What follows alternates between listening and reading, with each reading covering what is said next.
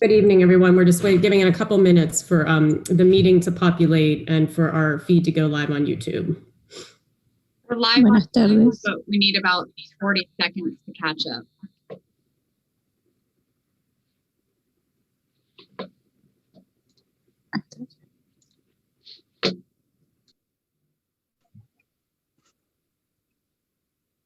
And Kelly, we do have Mariana here tonight. Yep, I will introduce her. Thank you. Are we good, Jenny? Looks like we still got people joining. So do you want to give it a second? Okay. And then we've got Jeannie here. Mm-hmm. All right, maybe Mariana can make her announcement. Looks like it's stopped right now, so we're good. Okay, well, I'm gonna call the meeting to order, and first order of business is to open up, introduce Mariana so that she can make an announcement for our Spanish speakers this evening. Hola, buenas noches a todos. Estamos queriendo darles la oportunidad de entrar más gente a esta reunión y a los que quieran elegir el idioma de preferencia van a tener la opción más abajo en la pantalla, va a decir Spanish o English según lo que ustedes necesiten. Gracias. Thank you. And she's good. Great, thank you. All right. First, we'll start with our pledge. And as usual, we will turn either, if you have a flag, please look at your flag. If not, just turn to the right and please say the Pledge of Allegiance with me. I pledge allegiance to the flag of the United States of America and to the republic for which it stands, one nation, under God, indivisible, with liberty and justice for all. Okay, can I have a motion to approve the agenda?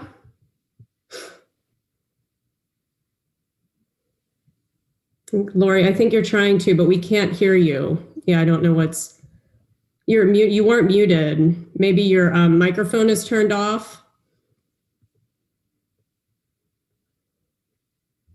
Well, if someone else wants to make the motion, well, okay, Angie. Oh, is it me?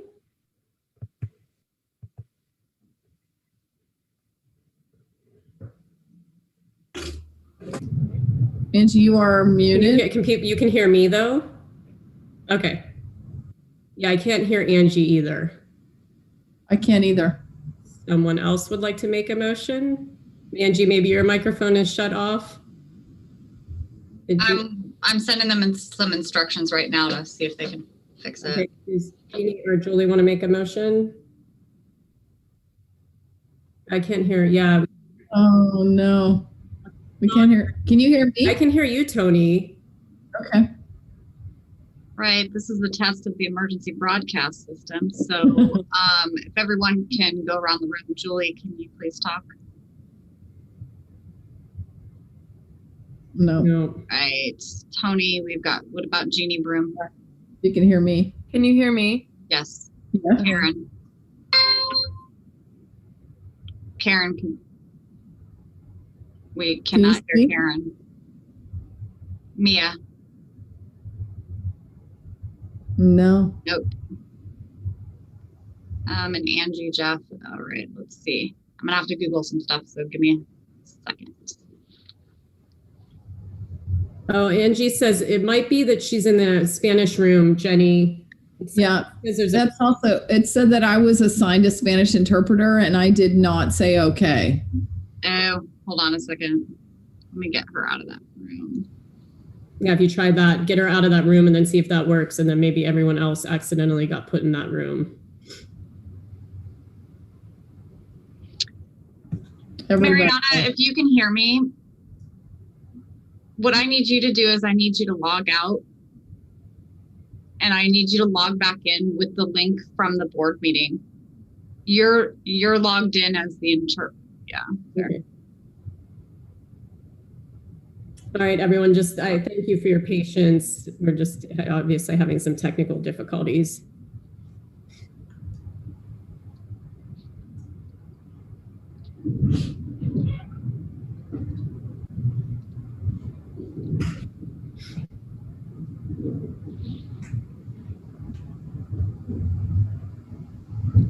No, we still can't hear you. Can you hear me?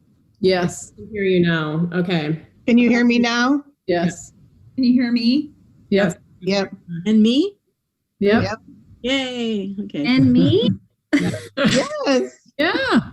Now I'm just waiting for Mariana to come back in. Oh, technology. Oh, there's Julie.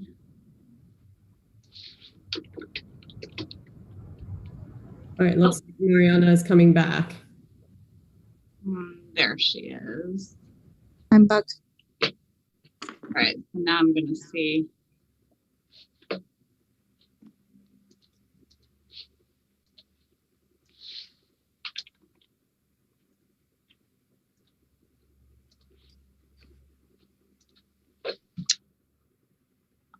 All right, Mariana should be in the Spanish channel. Now everyone should be able to talk because I don't see ES by anyone else's name. So sorry about that, everyone.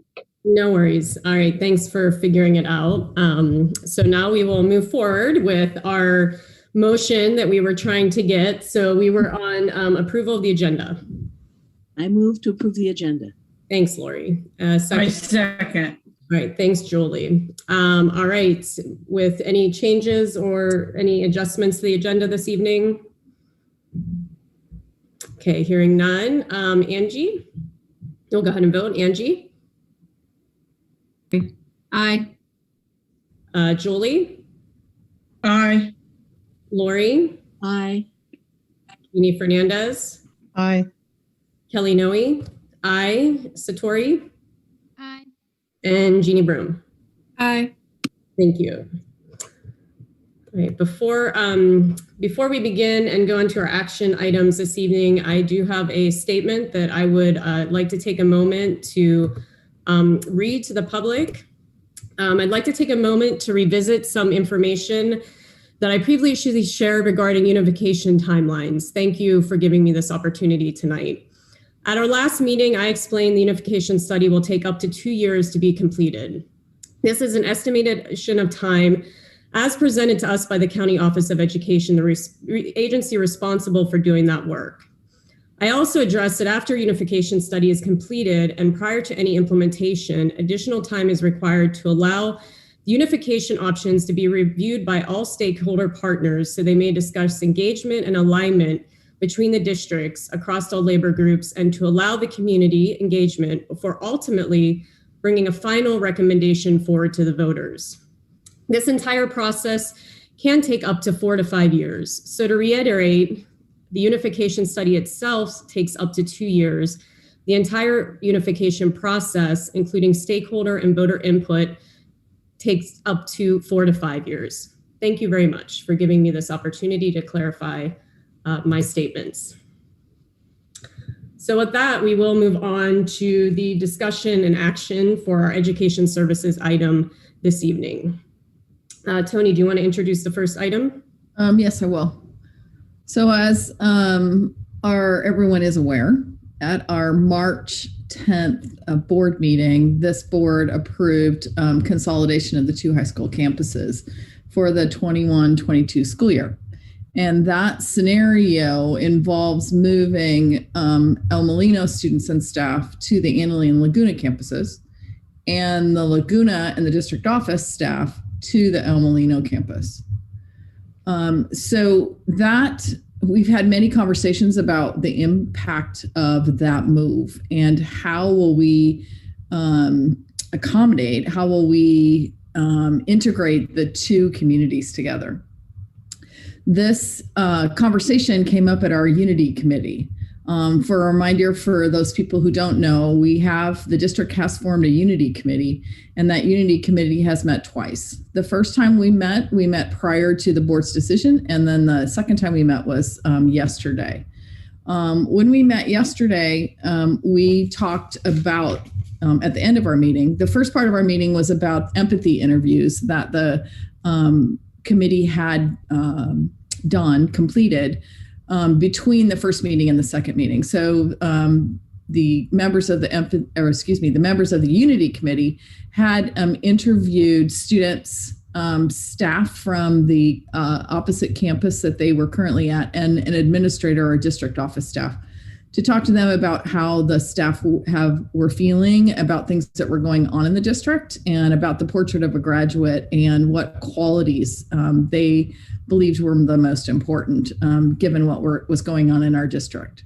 I'd like to just let people know who those people are that are on the Unity Committee right now. I'm going to read it from my list. From Laguna, it's Allie Green, who's the principal, and Bruce Myers. At El Molino, there's Shannon Law-E, Leah Woody, Jolene Johnson, Gayleen Sword, Danny Baris, Julie McClellan, Michelle Larkin.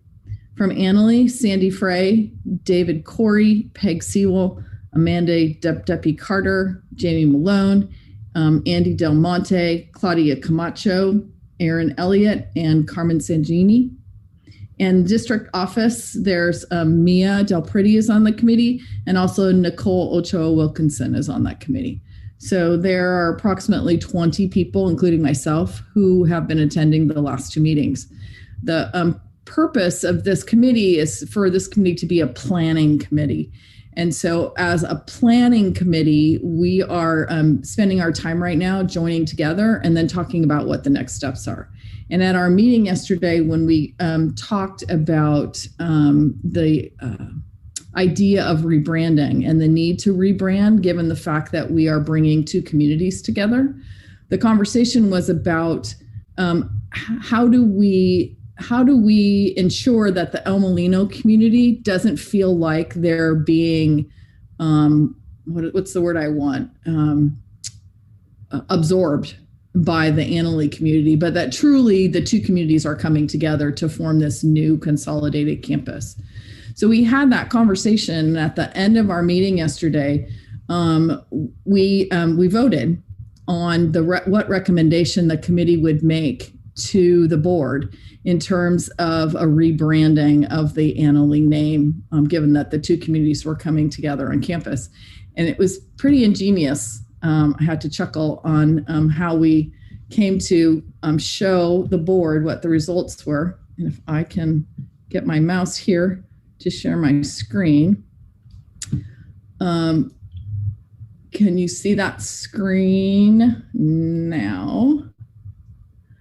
So what we did was everyone turned their screen off, and so you can see everyone's names. And then you can see that they did a thumbs up or raise their hand in favor of the rebranding idea. Can everyone see that screen? So you can see that it was unanimous. You can see that all members that were at the committee meeting yesterday all voted in favor of recommending to the board to pursue the rebranding of the Annalee campus in order to promote unity of our schools together. I thought that was kind of cute the way they did that. So that we wanted you to know that that's where the Unity Committee ended up in terms of their recommendation. And I think we also want to say that the item before the board tonight is really just a starting point. An approval of this item for the district tonight would start the process of rebranding. So tonight, we're not asking you to approve a name or a color or a mascot. All we're asking you to do is approve the idea, the concept of the rebranding, so that we can then begin the process of gathering data and information from all of our stakeholders in terms of where we want to go next. And in terms of where we would go next, our conversation yesterday was that outreach would move in three ways. That we would have a portion of our planning committee move to engage students in terms of, what kind of mascot, what kind of colors, what kind of name would they, be in favor of. Another group would work specifically with staff in terms of how can we bring our staff together in terms of curriculum and unifying our group of staff. And then a third group would work with our community. And if the board were to approve this rebranding tonight, a really specific focus of the community group would be to preserve the histories and work with the communities, each of the two communities, to preserve the histories of each of our schools in some way. Not only the histories, but the histories and traditions, and somehow preserve them and make recommendations in terms of that. So we see the Unity Committee as being pivotal in moving forward with this effort and in engaging larger portions of our communities and with students, staff, and our larger community in terms of how we can move forward to bring both of our communities together. So what's before the board, the topic before the board tonight is a request by the district to move forward with the rebranding of our consolidated high school that is moving to the Annalee and Laguna campuses. I don't know if you had questions. Yeah, thank you, Tony. So before we open it up to clarifying questions from the board, and then we'll go to public comment, I do need a motion to open up this item. It is an action item this evening.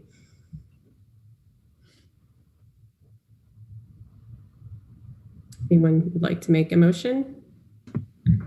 Sorry, I'm just trying to get to the agenda. I move that we approve the rebranding of the Consolidated High School of the Annalee and Laguna campus. Okay, and a second? I'll second that. Thank you, Lori. All right, any clarifying, before we open it up to public comment, any clarifying questions from the board before we do that? So not the time to make any comments, just ask specific questions. Thank you, Julie. Do we have any idea how much rebranding would cost? And can you explain where the money comes from to do that?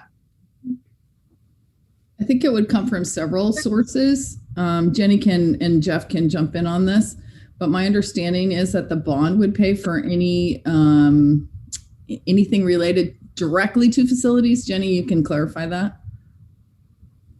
So anything related directly to the physical plant, signage, field, scoreboards, if it's physically attached to the building or can be a part of the structure, then the bond funds can pay for that expense. Mm-hmm. Do we have an estimation on cost? We don't at this point. No. We don't on this point at this No. point. I mean, the logos on the field are roughly $25,000. Scoreboards on average, depending on the size, can be upwards of $20,000. If they're replaced, if we're rehabbing them, painting them, or redoing the front of them, that would be significantly less. As far as marquees go, it would be dependent upon if it was a stagnant marquee or if it was the new reader board marquees, but those can be upwards of $20,000 as well. So, I mean, we have some guesstimates, but we haven't had the opportunity to put together a full framework of what it would take to rebrand the facility. Yeah. I think it also does too depend on what the decision is in terms of the rebranding.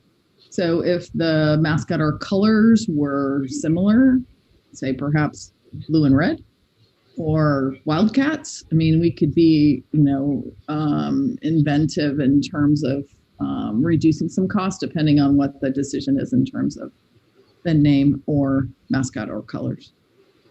But then Jeff, I think you also had some estimates in terms of the initial uniform cost. Just as far as the uniforms, I did work with one of the athletic directors just to kind of confirm the numbers that I had. And we talked about just students and athletes that are playing, what it might look like on a consolidated teams, which levels that we would have. And that estimate there was about $175,000 for uniforms, and that's for all levels, all sports, both boys and girls. And that money there, in our initial conversation, our initial estimates of cost savings with the consolidation as a whole, the number that we've talked about pretty much the whole time has been about $1.2 million. And I've mentioned early on, and I know it got lost in there, our initial estimates were actually higher than that, and kind of one of those things that we factored in was the fact that there would be some need for rebranding if that were the case. So I do believe that the potential savings would be a little bit higher than that.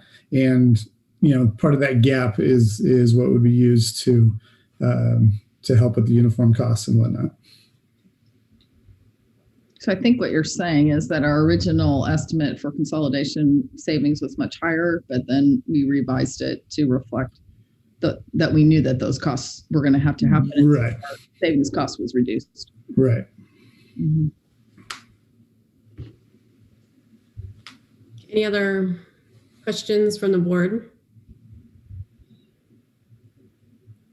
Got Jeannie Fernandez? There's been some comments and questions with regards to the NCAA and how students or how that works. And so maybe, Tony, you can give us an update on that.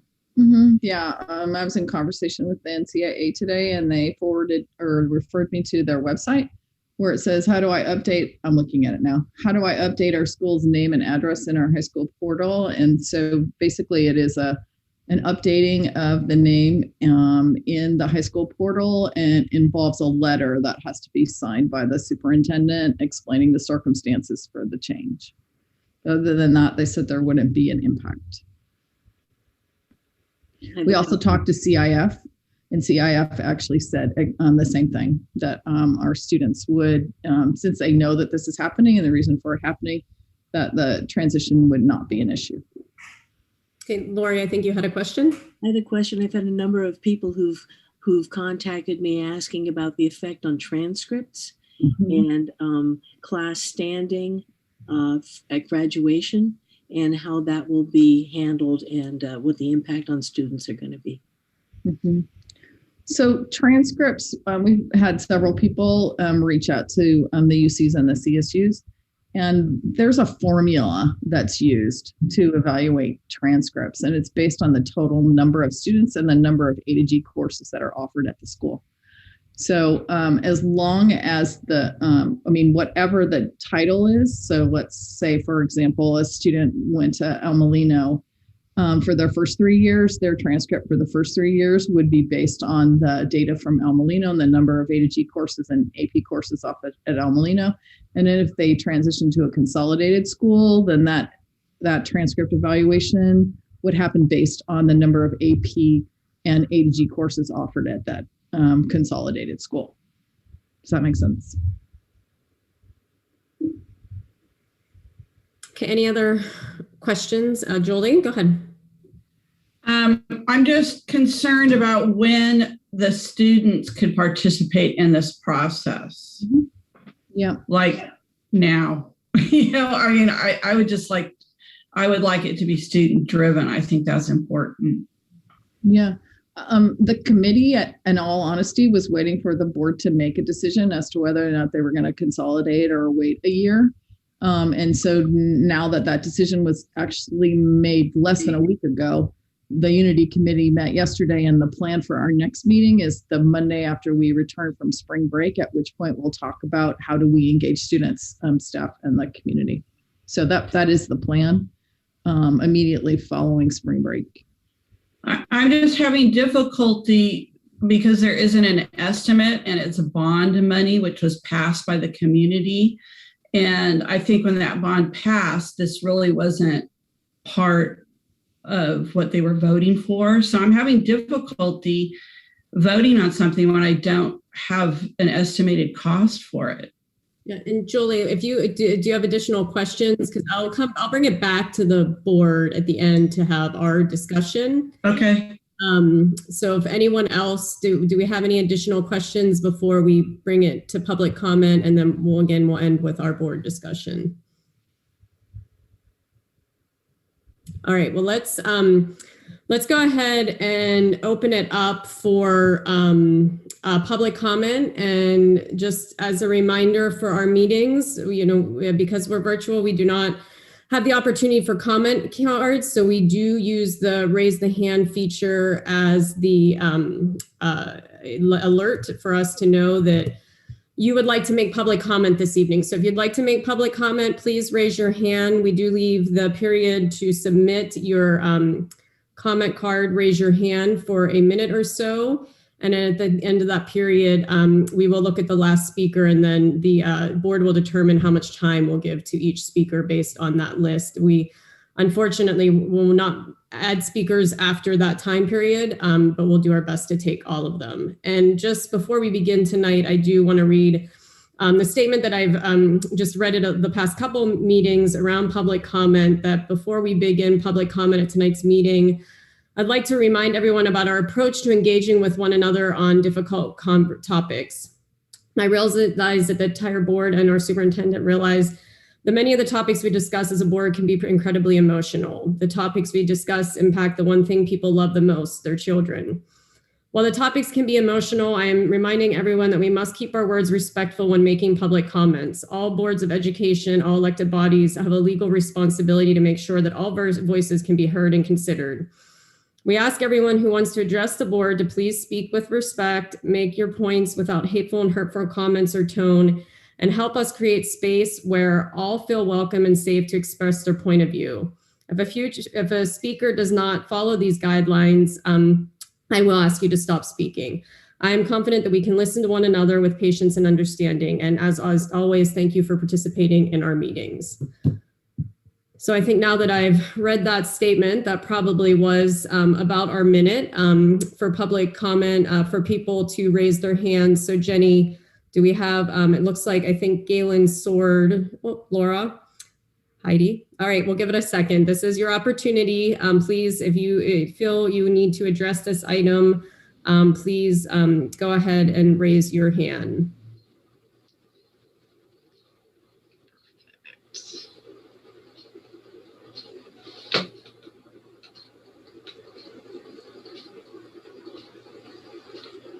Okay. Looks like still going. All right. Last call, last call.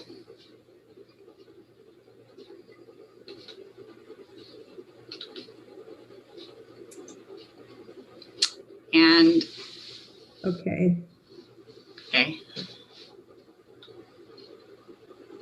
Cutting it off at max.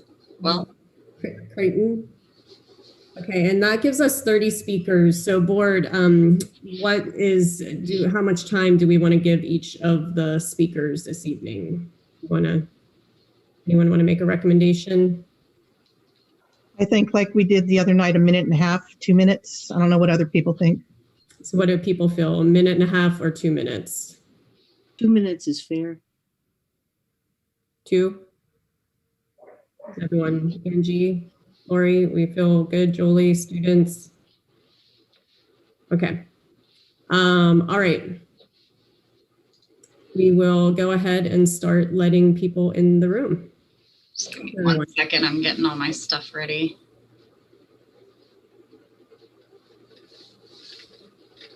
Okay.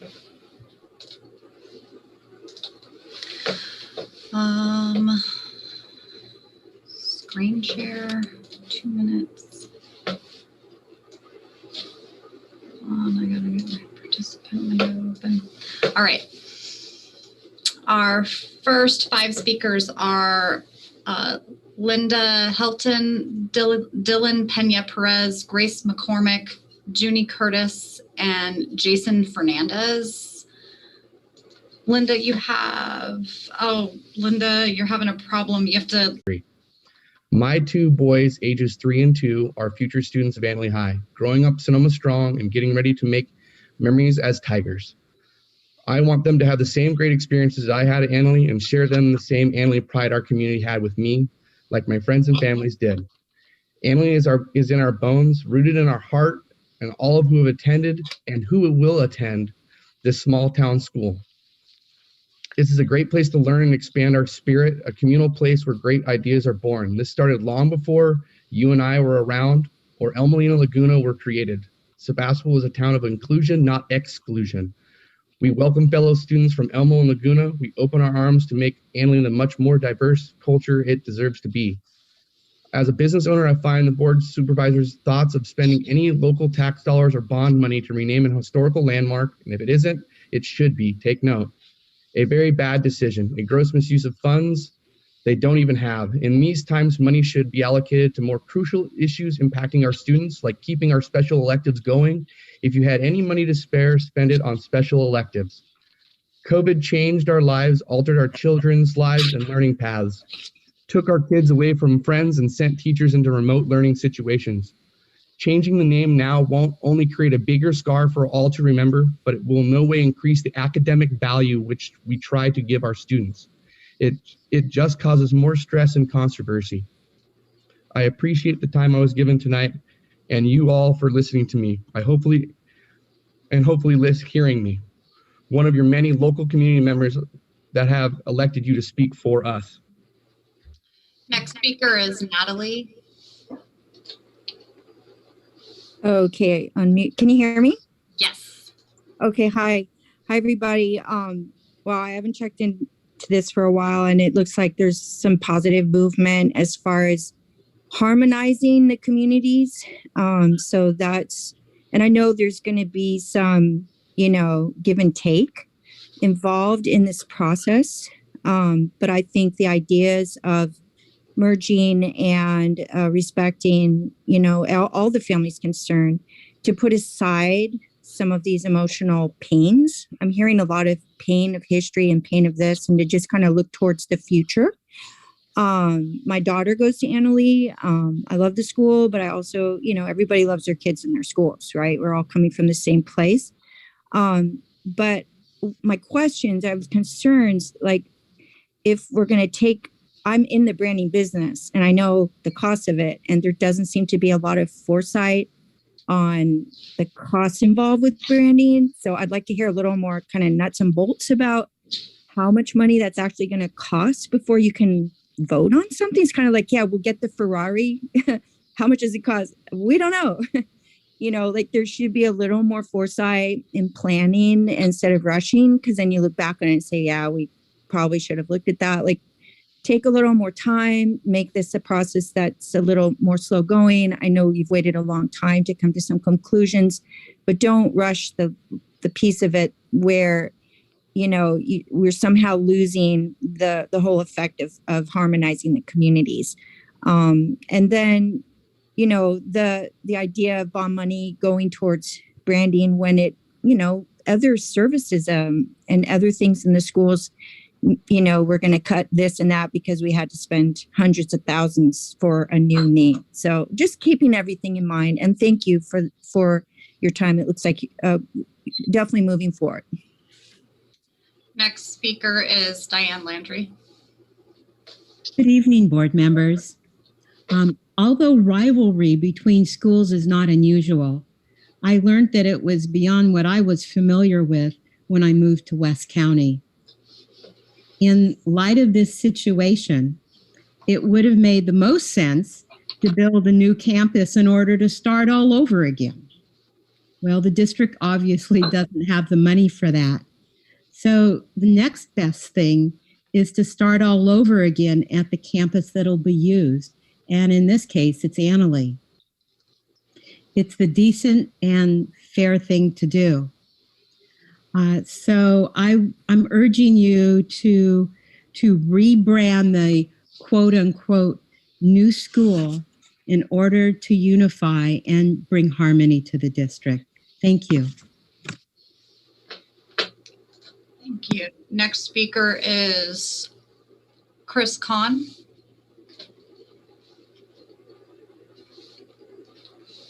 Chris, are you with us? Moving on to Dominic Piazza,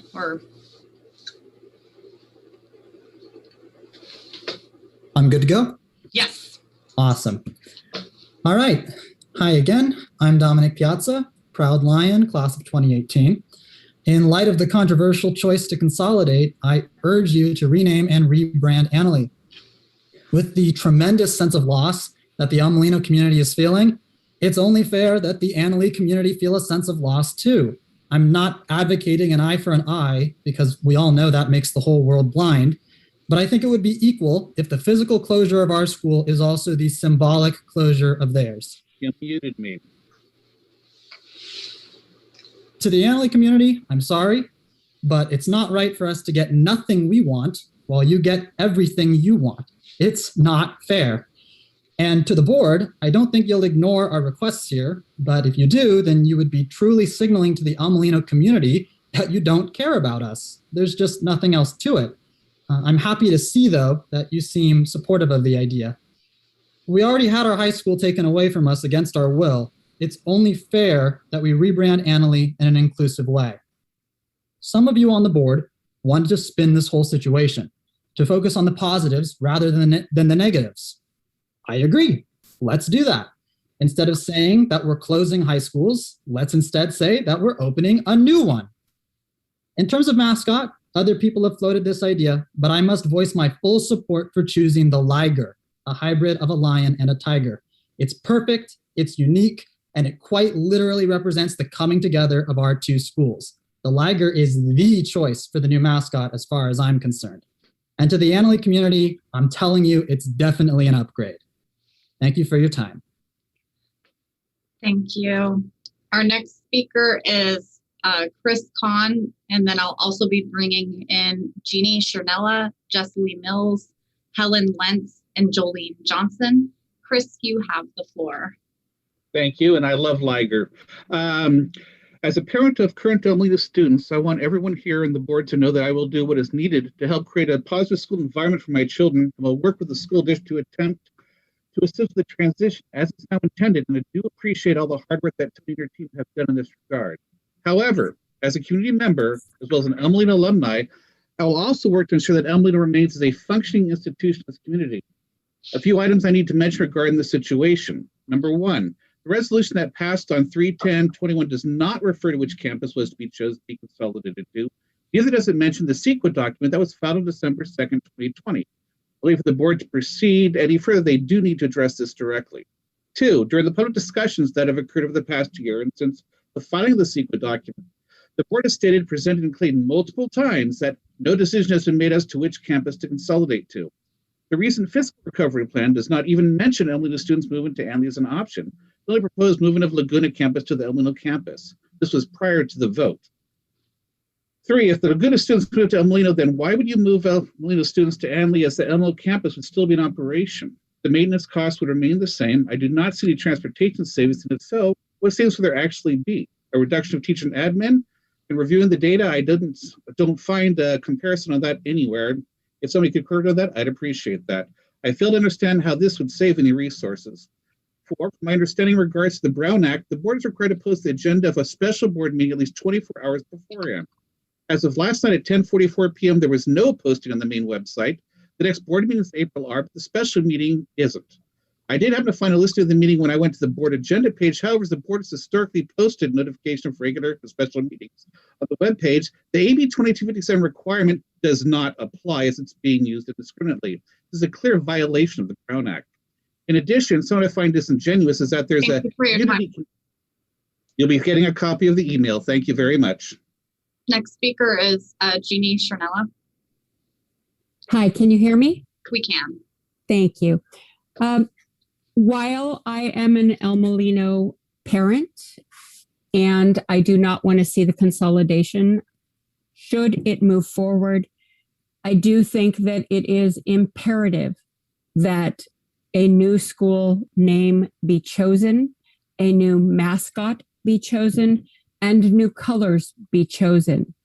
I would ask that the students that live in the district that are not transfer students be allowed to propose their own school name, mascot name, and colors.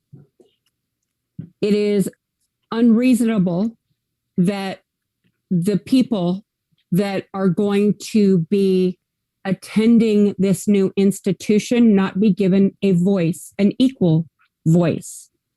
It would also be nice if the community could weigh in, but primarily it needs to be for the kids. To that end, I also think that the Laguna students need to decide for themselves what they want their school to be called.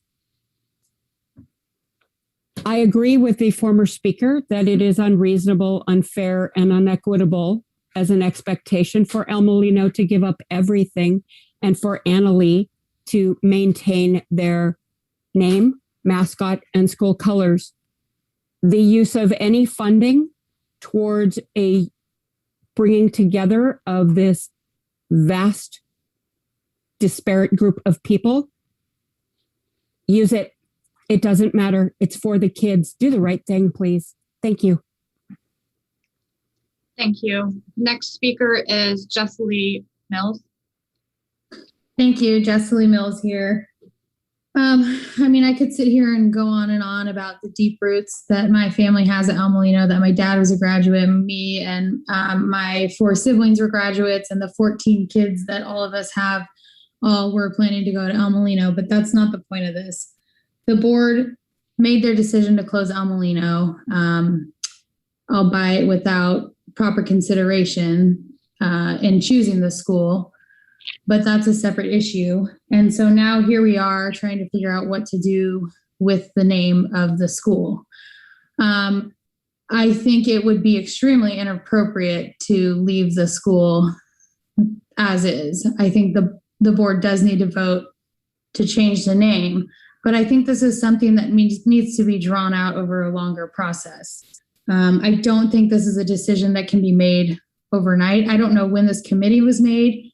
I don't know who's comprised of the committee, how they got invited to be a part of this committee. I think the board needs to have student involvement. The board needs to have community outreach because, as we all know, with the consideration to close campus initially had 0 outreach. And the transparency is lacking once again with this board, and I'm extremely disappointed. But you need to involve the schools. You need to have the kids there. You need to take your time. You need to stall this whole entire process and put it out a year. Leave El Molino where it is, put it out a year and talk about a new school name in the meantime while you do the right thing and you do your research and you do the proper studies and fact gathering to determine which school is actually the best school for all of the kids, instead of with your predisposed agenda that Annalise is a better school. So, and I agree with Julie, you need to figure out the cost before you decide to do this. She made some really good points. So thank you, Julie. Our next speaker is Helen Lentz. Hi, can you hear me? Yes.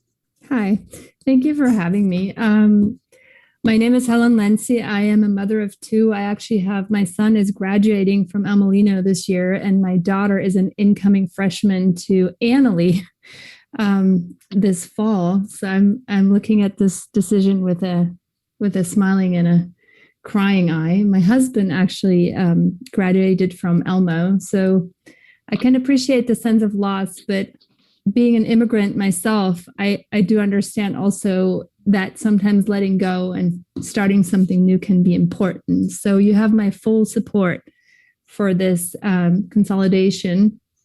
Congratulations on the decision. I'm sure it wasn't easy to make. And being a marketing and communications professional of more than 20 years, I think that doing a rebrand and a new name is great, something I can get very excited about. It's a bold move. It's also thoughtful. And I would encourage you to lean on perhaps people in the parent community who've done this before. I'm happy to help. And someone else said it earlier who was in the branding business. This isn't cheap, and it's not just changing the colors. It's also finding a name. Finding a new name is a very difficult thing to do, and make sure that you lean on an agency or some professionals to help you do that. So all in all, congratulations on the decision. This happened pretty quickly, but I'm sure that good things are coming with the consolidation, and I'm happy for my daughter to be coming into this right from the start. So good luck with everything. Our next speaker is Jolene Johnson, and then I'm bringing Mary Beth Smith, Leah Woody, Mark and Pam Bassett, and Robin Leone into the room. Jolene, you have the floor. Great. Hi, my name is Jolene Johnson. I'm a teacher at El Molino High, and I'm part of the Unity Committee. I wanted to let all the parents and communities know that, yes, 100% students' voices are going to be heard. That is on our agenda. We first met just to see how it was going to be for us all to get along, and thus, again, having an unanimous decision that we do need a rebrand, but we need to bring all of our community stakeholders there with that discussion, with the students being the utmost important one. So do not worry. We do have that on our agenda and they will be part of the process. I also want to clarify with some of the other community members that bond money cannot be used for electives. It is only for infrastructure. You guys actually voted to consolidate our school and therefore eliminating 45 sections. So you let go of those electives yourself. So just keeping that in mind. And I just want to clarify that we are not voting on a name right now or anything to change, but just to vote on respecting the El Molino community, which is losing their own community and home of a campus. And this voting is a promise of compromise. So I guess that's more of a question. I just want to make sure that as we vote tonight for rebranding and any other speaker who comes after me, that I believe this rebranding is just the promise of compromise that we are going to come together as a community and come up with a new name. I'm happy and hoping that this means that we'll come together at a later time to vote on a name once we have student input and learn the price, like Julie was saying, and be a part of that process with better transparency so we are not out of the loop. I do feel like this is rushed and another year would have been more beneficial. And it does make me wonder, again, why wasn't potentially El Molino the brand new campus? Because I think our whole staff at El Molino and the community would have been happy to rebrand and with a suggested name of West County High. Thank you. Thank you, Jolene. Our next speaker is Mary Beth Smith. Thank you. It's me again, parent, community member, and teacher for 15 years. Our district is under the influence of a shopping and spending addiction. Now it has made decisions that once again call for enormous spending, new contracts, more construction, and yet another rebranding.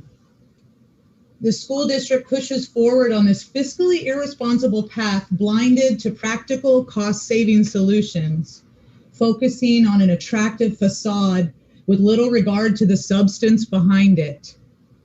I'm speaking to support holding off on an expensive rebranding until our students have small class sizes and abundant materials in hand. Rebranding will be necessary for a consolidated high, but bare minimum graphic arts services should be contracted. Please hire a local community-connected artist. And finally, I do offer El Molino's Project Make students to meet your rebranding needs for free. I thank you for your time. Thank you. Next speaker is Leah Woody. Leah, are you, there you go. Yep. Hi, yeah. So yes, I entirely believe that we, Elmo, Annalee, must do everything we can to reflect a unification rather than an absorption, like Tony said. I'm saddened that the Annalee community that has been for consolidation or silent in this decision is now up in arms when this discussion is being had. As Jolene said, this is a statement of compromise. First priority must be that all students feel on new ground and at a new school equal. I myself am still wholeheartedly against this consolidation. I am also on the Unity Committee and part of this mission of unifying, not absorbing. The fact that the board has no idea of how much this would cost, again, feels like it's so short-sighted and so rushed. None of our schools in the district will remain the same, and there is so much emotion and divisiveness right now. Let's move forward equally and make certain that all of our students and community recognize we are new schools. Just like Mary Beth said, I would like to recommend, and I recommended it in the Unity Committee, that we have students and tours of the campus, and that students give the most priority to the things that need to be changed to make it feel like a unified campus. Everything that needs to be done as quickly as possible before we go on campus in the fall. Again, I'm part of Unity and against consolidation, so I'm I'm feeling like I'm speaking out of both sides of my mouth. But I definitely feel like this needs to be addressed and passed. Thank you. Our next speaker is Mark and Pam Bassett. Hi, this is Mark. Can you hear me okay? We can hear you just fine. Great, thank you. I'm a little confused, and I understand completely what this meeting is about tonight. But I do want to just make a comment at the outset here that I am still waiting for an explanation of exactly how and why the decision was made to choose Annalee over Elmo, or to choose not to use both campuses. It is quite possible with modern technology and with good planning to use both the beautiful, underutilized Elmo campus with its gorgeous new Performing Arts Center and not just cram 1,700 kids or whatever the number is into an old, already cramped building with poor ventilation that requires major renovations just to remain open. I'm dumbfounded as to why that conversation or that information has not been shared with the public or the press. Moving on, I've heard a lot of talk about people complaining about or Elmo folks feeling so much loss. It's not just about loss. It's about a sense of injustice. Taking families that live over an hour away from Elmo and then making them drive farther to Annalee when it's just 15 minutes up the road for Annalee students. We could easily open up Elmo to lots of Annalee students. We could share campuses, and we could also provide transportation between the two campuses to help alleviate traffic along 116. I had a lot more to add, but I'm going to leave you with one little thing here. While I appreciate the name Liger as a joke, there are symbolic, nonviolent names. Thank you for your comment. All right. Our next speaker is Robin Leone, followed by Jennifer Voigt, Galen Sword, Heidi, Rachel Averbuck, and then Becky Sanai. You have the floor, Robin. Hi. Good evening. This is Robin Leone, parent of an Elmo Jr. and a member of the SBC. I wasn't planning to have to speak tonight, but here I am. I want to thank the Unity Committee for their unanimous vote to rebrand the school. I am still of the opinion that the SBC gave a valid option of keeping both schools open next year and consolidating the year after, which would have given the board more time, the Unity Committee more time to be able to do this consolidation and rebranding properly. However, that's not what's happening. Therefore, the rebranding needs to happen, and it needs to happen now. And besides, if Annalee is so concerned about the history of the second oldest school, they're welcome to turn it into a museum. I'm sure the El Molino campus would look beautiful as a West County high school. Thank you. Our next speaker is Jennifer Voigt. Hello. I had to put that in. I had to. Hello, my name is Megan Voigt. I'm an Annalee grad of 2018. Annalee is over 110 years old. It has been the heart of our community for over 110 years. That's crazy. This changing the name will affect all of the history of this school. Additionally, what about the price of changing spirit gear? I doubt any alum wants to buy new gear for a new name.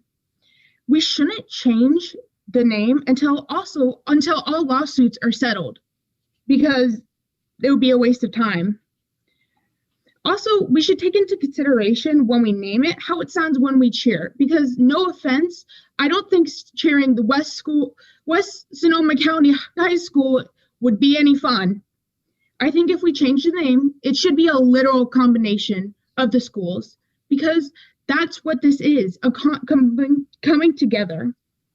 We should not rush this decision and erase 150 years of history for both schools. Thank you. Thank you. Our next speaker is Galen Sword. You have the floor. Thank you. The fact that you have rushed into this process and are now living in the consequences of this short-sightedness is beyond frustrating. What we all have to realize is that you're not closing the El Molino campus, but you're dismantling the school that lived on that campus for 57 years while ultimately saving relatively little and moving around innocent kids as pawn pieces in a strategic game where only one side is winning. We've been encouraged to stop looking at what we are losing and focus on what we are gaining. So here you go. Here's what El Molino gains. The inability to go to the school closest to their home and that their parents' taxes support. They're gaining the opportunity to sit on benches as athletes get much less playing time as they've been swallowed up by large teams. They're gaining access to a larger student pool so that their class ranking they've worked hard for appears lower, so that colleges will be less likely to award them admission, and longer commutes, less sleep. And the Laguna students, they're gaining access to the El Molino campus while they lose the beautiful autonomous campus where they once thrived. And Anley is gaining more funds, programs that can be maintained, tax monies, bond monies for their super school, their name, and their everything. Social inequality is the existence of unequal opportunities. You, the board, have created a microcosm of our country's social injustice issues and are asking our kids to live in it. You are asking for unity, but unity cannot exist in an environment of inequality and injustice for some. You have not done the right thing by rushing this. You have not done the right thing by not listening to the needs of the students that you have been elected to serve. And this discussion is a prime example of the mistake you've made. Thank you. Next speaker is just Heidi. Hi. So I want to echo what a few other speakers have said about the choosing of the campus. We as citizens and taxpayers have not heard from the board other than Director Fernandez going on the news stating which campus has been chosen. We would like the board to address this and come out as a board as a whole. And Jeannie, yeah, you can raise your eyebrows at me. I see it. That's the only time we as a community have heard which campus has been chosen. So did the board as a whole choose a campus? I don't think so. And also, as an El Molino community member, we have had a gut punch having our school taken away from us. And we're going to have a second gut punch of using the bond money to pay for the rebranding. I am absolutely for rebranding. It has to happen if this consolidation is continued to be shoved down our throats. It's unfair to our children to, number one, be taken away from their school, but to possibly have to go to a school continue to be named Annalee. So, you know, I'm against our bond money being used for that. I think it can be used for a lot of better things. So I hope you will reconsider and please put it on your next board agenda to actually let the public know as a whole, board as a whole, to which campus has been chosen. Why? And why. Next speaker is Rachel Averbuck. Hi there, can you hear me all right? Just fine. Great. One of the things that was clear when you spoke on the 10th was that there was a commitment to creativity and a commitment, I think this is Lori, what might have helped you vote the way you did was this hope that there'd be thoughtful solutions using all that the district has available to itself. It was unclear to me that that night when we voted that you chose Annalee as the campus. And I've heard other people mention this tonight. In fact, I understood that there was an openness to explore how the El Molino campus might actually offer something more to the district than Annalee did. And so not knowing what the answers are myself, what I'm asking for is transparency and openness and clear communication from the board so that the community understands why it's choosing Annalee, because it's unclear to me that that's what you did on the 10th. I believe you voted for consolidation, and now it's up to the administration and the staff and the students, with the support of the board and the community, to decide what that consolidation looks like.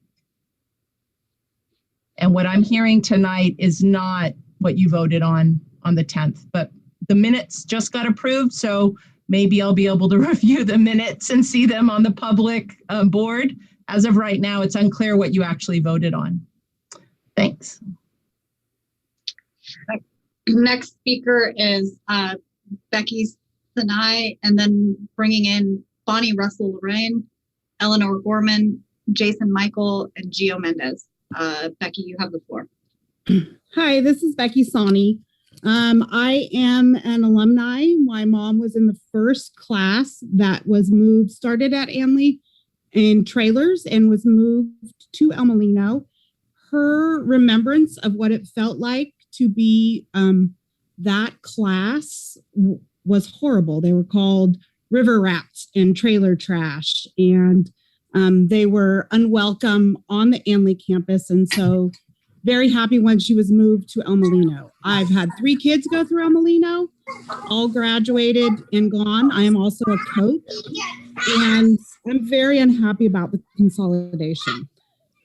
What I'd like to talk to about, I feel like this was very rushed. I cannot believe that you guys didn't actually figure out what the rebranding cost was going to be and make that part of your budget. That is unbelievable. You would not plan a business that way. You would not plan on making 2 businesses come into one and not figure out what it would cost. You have things like signs, banners, teachers' shirts, office personnel's clothing and apparel, uniforms, not only sports uniforms, band uniforms, dance team uniforms. How about the gym floors, all the painting of all of the murals on your campuses, both campuses. You don't just have one campus, you have 2 campuses. If you're going to utilize the El Molino campus, you are going to have to rebrand that whole campus. All the office supplies. And I do not feel like the bond money should be used for that, because as a taxpayer that lives in this district, I did not approve that bond money to be put towards rebranding a school. You also have to change all the websites. How are you going to get all this done in 5 months? I am unbelievable. Comment. Next speaker is, you guys are turning off your microphones again. Bonnie Russell-Lorraine. Yes, can you hear me? Yes. Hi, my name is Bonnie Russell-Lorraine, and my daughter is a freshman at Annalee High School, although she's never actually gotten to attend Annalee High School at this point. Before my daughter came here, when she was in the 8th grade, I worked on the committee to save the 7th period. I spent a lot of time and energy doing that. I spent time on the streets with your teachers trying to help them get a living salary. I find that money is a huge issue in schools, and I think that coming and making a decision without knowing the full price of the rebranding is a mistake. And I think that we are losing the trust of the public when we are not using the money without forethought. We need to find out the price of the rebranding. But then I do think that we need to find a way to welcome El Molino, to do a unification. I'm just not sure that spending bond money on rebranding is the way to go about that. Thank you. Thank you. Our next speaker is Eleanor Gorman. Thank you very much. Let's see. If consolidation is the way it has to be, then I am in agreement that rebranding is going to be necessary. I'm not sure. I also agree with using bond money for that, but I do believe it's necessary to do that everywhere. anywhere that's considered part of the new school.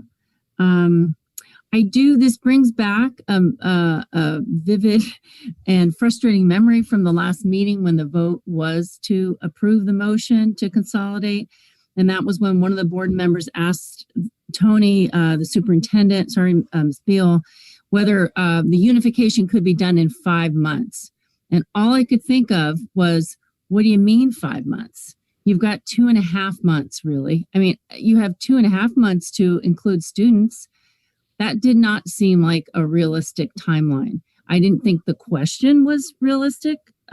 Again, 5 months, even that is probably pushing it. So I do think it's a good idea. In fact, I think it's necessary. I don't see how you could expect El Molino students to come to the Annalee campus, or in general, to have all the students together and set off on a positive tone without rebranding. So I appreciate that. Thank you for listening. Thank you. Next speaker is Jason Michael.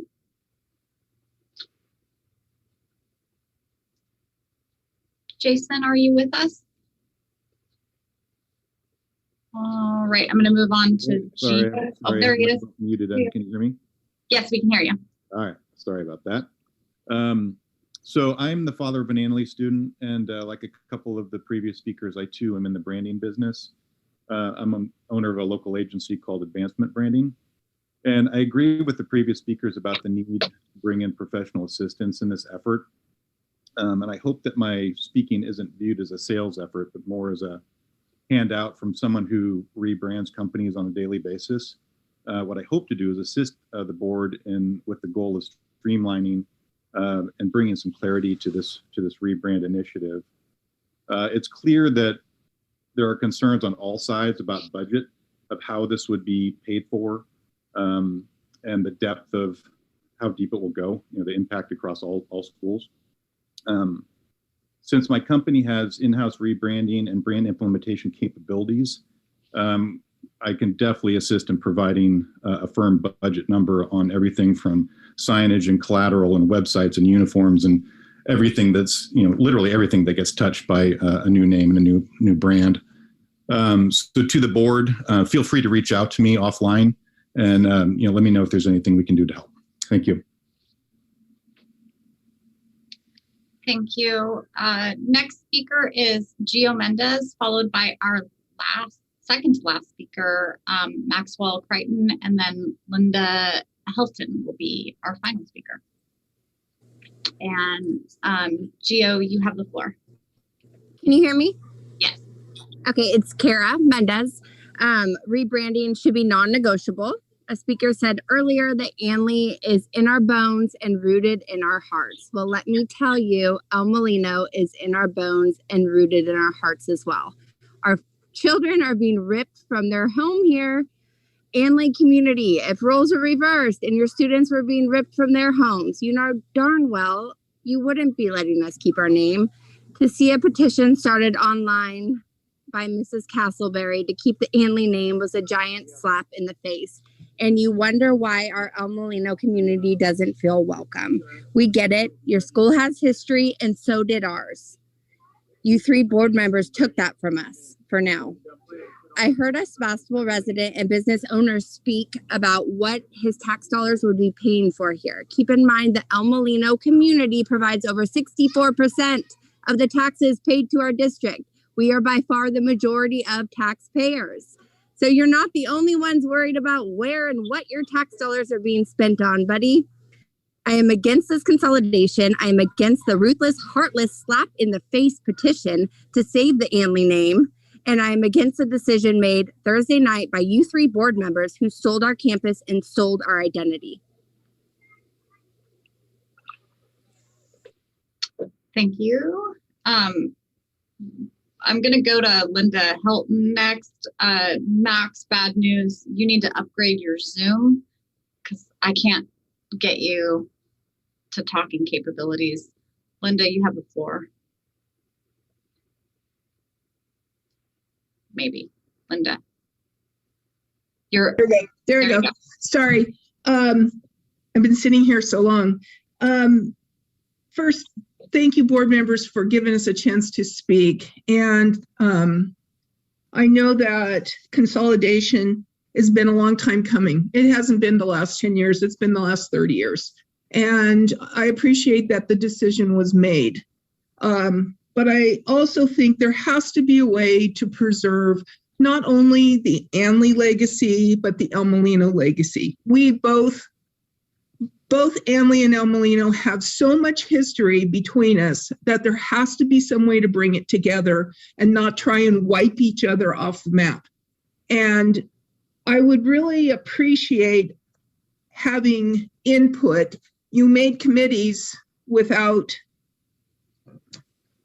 people being asked to help.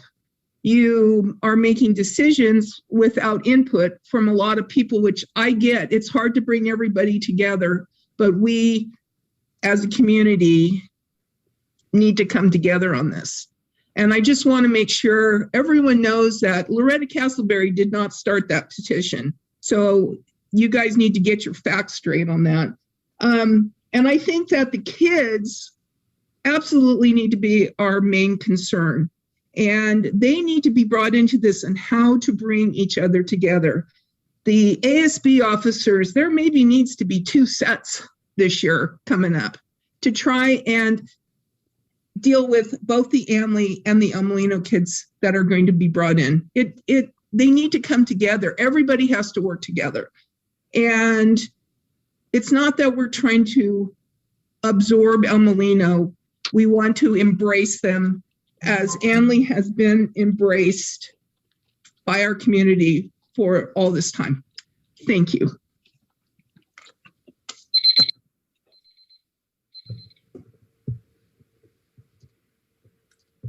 Jenny, is that the last speaker? That's the last speaker. I'm reaching out to Max right now, just sending him my email information so he can email us his comments. Okay, thank you. All right, well, I will bring it back to the board. Any comments or thoughts, discussion from our board?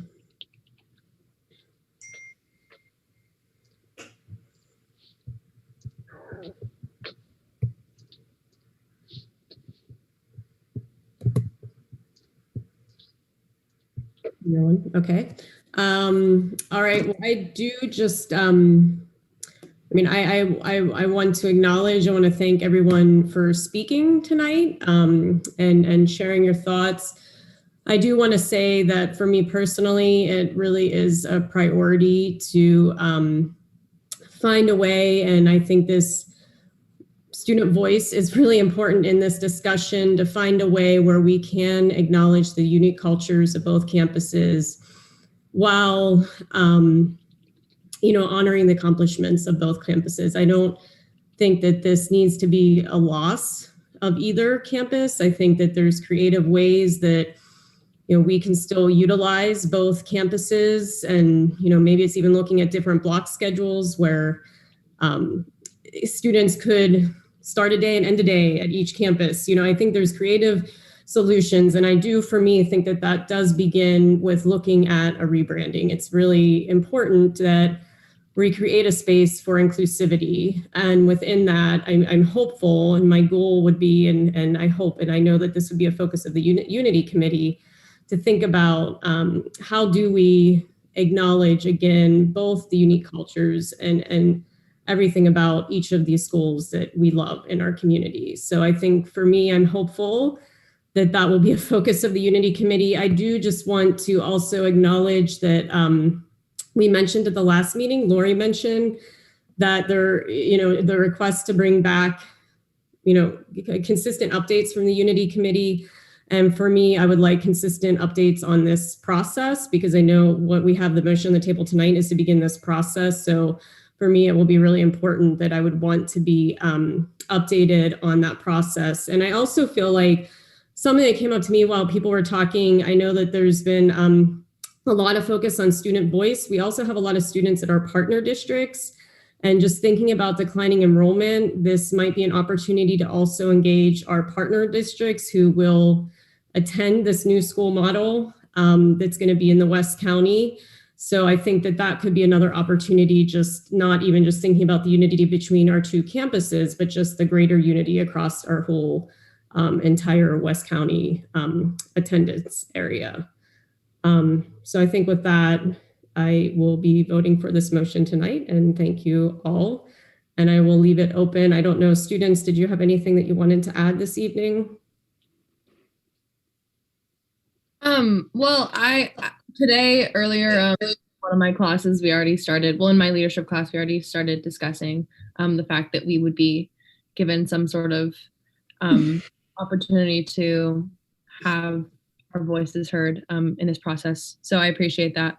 And I would also just like to remark that, you know, if people in the Sebastopol-Annalee Committee wanted each school to maintain their, you know, individual, unique, and valuable identities, then maybe they should have come out against consolidation, at least against consolidation next year. So, you know, this is what we have to deal with now. And I think we should all just try to get on with it as best we can, and accept that everyone has to go through changes, or else things might continue as they've been going. And I think we all know that things have to change in this district. So we all have to go through some sort of transformation together. Any other comments? Jolie? Well, just again, I'm very concerned about some of the assumptions we're making. I don't feel comfortable not knowing how much this is going to cost. We're supposed to be fiscally responsible, and this was not voted on by the taxpayers to do for the bond, to use the bond money for. And I just don't like the idea that I don't know how much it's going to cost. I'm going to be asked to vote on something, because actually, I mean, I like the idea of rebranding, but I don't like voting on something that I don't know the price tag. And also, we're assuming that all the students would want, that it's important to them to have a rebranding. They could, you know, be at Annalee for 4 or 5 months and not care about that at all, and might want the money spent on something else. But so far, they're not part of the process. And I would like to see the students part of every aspect of this process. It's their school. So I don't feel good about not knowing how they feel. I don't like assuming things. The budget is based on assumptions. You know, so the first decision to consolidate was based on an assumption. And I just would like more information before we vote on this.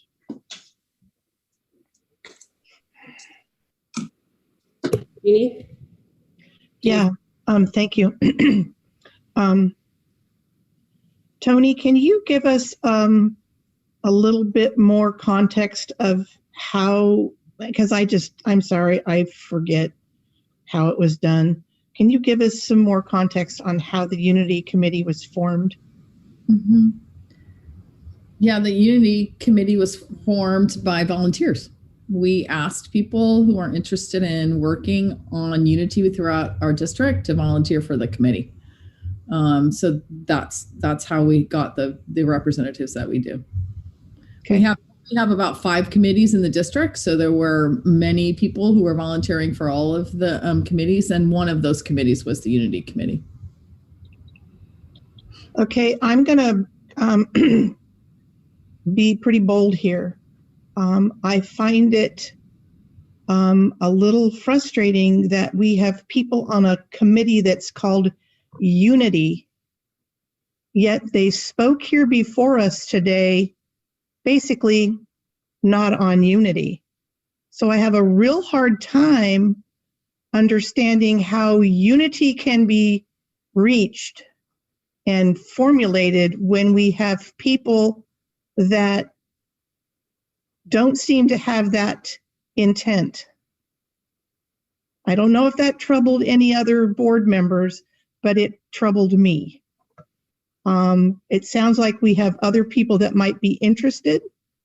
And maybe, Tony, you can also talk about some of the other committees I think that you're looking to put together kind of based off of the Unity Committee. So maybe you can explain that. And again, I don't know if that troubled any other of the trustees, but it troubled me. I find it really hard that we've got people that are supposed to be working on Unity, and that's not what I heard tonight. Yeah, as I mentioned in the introduction to this item, the Unity Committee, the people that are on the Unity Committee right now is really the base Unity Committee. It will be the planning committee for the Unity group, and there will be offshoots of that committee that start to form. There will be a group that works with students on unifying the student group. There will be a staff portion of the committee, and there will also be a community unification portion of the committee, and all of those subcommittees will report back to the main planning committee. So we have a lot of work to do. The Unity Committee met once before the board voted to consolidate, and we've met once since the board has made that decision. We are meeting again the week after spring break on the Monday that we return to take next steps, and those next steps will be to engage students, staff, and community members in the effort to bring the community together. Can I say something real quick? Kelly? All right. Yeah, go ahead. I just urge everybody in this community to really try to think about how we can make the best of this hard situation. I'm hoping once the emotions kind of settle that we can start, I've heard the analogy, paddle in the same direction. For the kids' sake, we need to make sure that this is a good transition. And, we're kind of in uncharted territory. And I firmly think that just knowing the people that have contributed in the past, including family, businesses, that if we can all get on board or work together, we would get tremendous community support for the things that we need for these kids. Our community has always been hugely supportive of the kids and what they need. And if we can, get through this and kind of keep the emotions at bay enough to work together, that, we could actually do something pretty good here. Thank you, Angie. Lori? I share Julie's concern about not knowing how much something's going to cost before we select it. And I just want to clarify that what Jolene said, and I was taking notes on every single speaker tonight, so I've got your names and what you said so I could refer back to it. But she said that this vote is a promise of a compromise that we will come together, which I thought was a really important thing. It's not a vote for or against rebranding, as I understand it. Is that correct? It's just, let's start exploring it. And major part of the exploring it for me is two-pronged. One is, how much is it going to cost? And the students have got to be the ones, I think, really spearheading it. How do they feel? What do they want? What's going to make them feel that they're empowered with this? And just to clarify, another speaker also asked, about my reasons and comments that may have been misconstrued about, choosing a campus. When I voted yes, I wasn't voting to choose a particular campus. It was to consolidate with my hope that we would be able to use the facilities of both El Molino and Annalee and have those available to the students of the new consolidated high school. So just as a clarification on that. All right, any other comments, or Julie? And then Jeannie. I just have a clarification question based on what Lori said. It's my understanding that we're voting on approval of the rebranding of the high school. not the looking at it or investigating it, but we're voting on the actual rebranding of the high school. Is that correct? That's what the motion was for. And so it doesn't matter how much it costs. We're voting to do that. Well, I can, let me just clarify. The district can't move forward without the board voting to do the rebranding process. And the district will continue to make updates at every single board meeting that we have as to where we are and how much it's going to cost and where we are in the process. So does that mean we have another chance later on in the process to say, no, that's costing too much? You could make a decision to not do a project related to it, or you can revisit the vote if you want to. But we're not gonna go remove the the big emblem in the middle of the field, which is going to cost a substantial amount of money, without coming to the board and saying we're going to remove the emblem in the middle of the field. But if we vote to rebrand it, we have to do all those things. I mean, that doesn't make any sense to vote to rebrand it and then not remove all those things. I mean, we have to commit to it or not. This might help. I mean, we're really looking at tonight to start a process of rebranding, and then later the specific financial decisions would come back, because if we're going to be making any big financial decisions or contracts, those have to be approved by the board. So, and that's why my ask was to get consistent updates from this committee, just so that we can be in the loop on, the direction and the decisions. But I think the way I understand it is the motion that's on the table is to start this process that then would come back with a recommendation of, we worked with the students, we worked with the community, here's our recommendation of, this is a potential new name, this is how both high schools would still be represented within that new name. I mean, those types of discussions I think would come back, correct, Tony? Yes, they would, along the process. But it's illogical to think that if we vote to rebrand the school, that all those things won't be done. That's illogical to believe that. If you're going to vote to rebrand it, clearly you're going to have to redo all the signs and all the uniforms, and that's an assumption I would certainly make. You're not going to leave. Yeah. Okay. I mean, I don't want to digress into some of the things that I hope this committee will be talking about, but is there a way to still have lions and tigers represented in this new high school design that, as was stated at the beginning, that would probably save some money, because you wouldn't be doing a total rebranding. You'd be doing more of an updating. But again, I want the community to make recommendations around this process, but I think there's a lot of potential ideas that could come forth that may or may not be, at different levels of financial commitments. I make a couple comments about related things. Yes.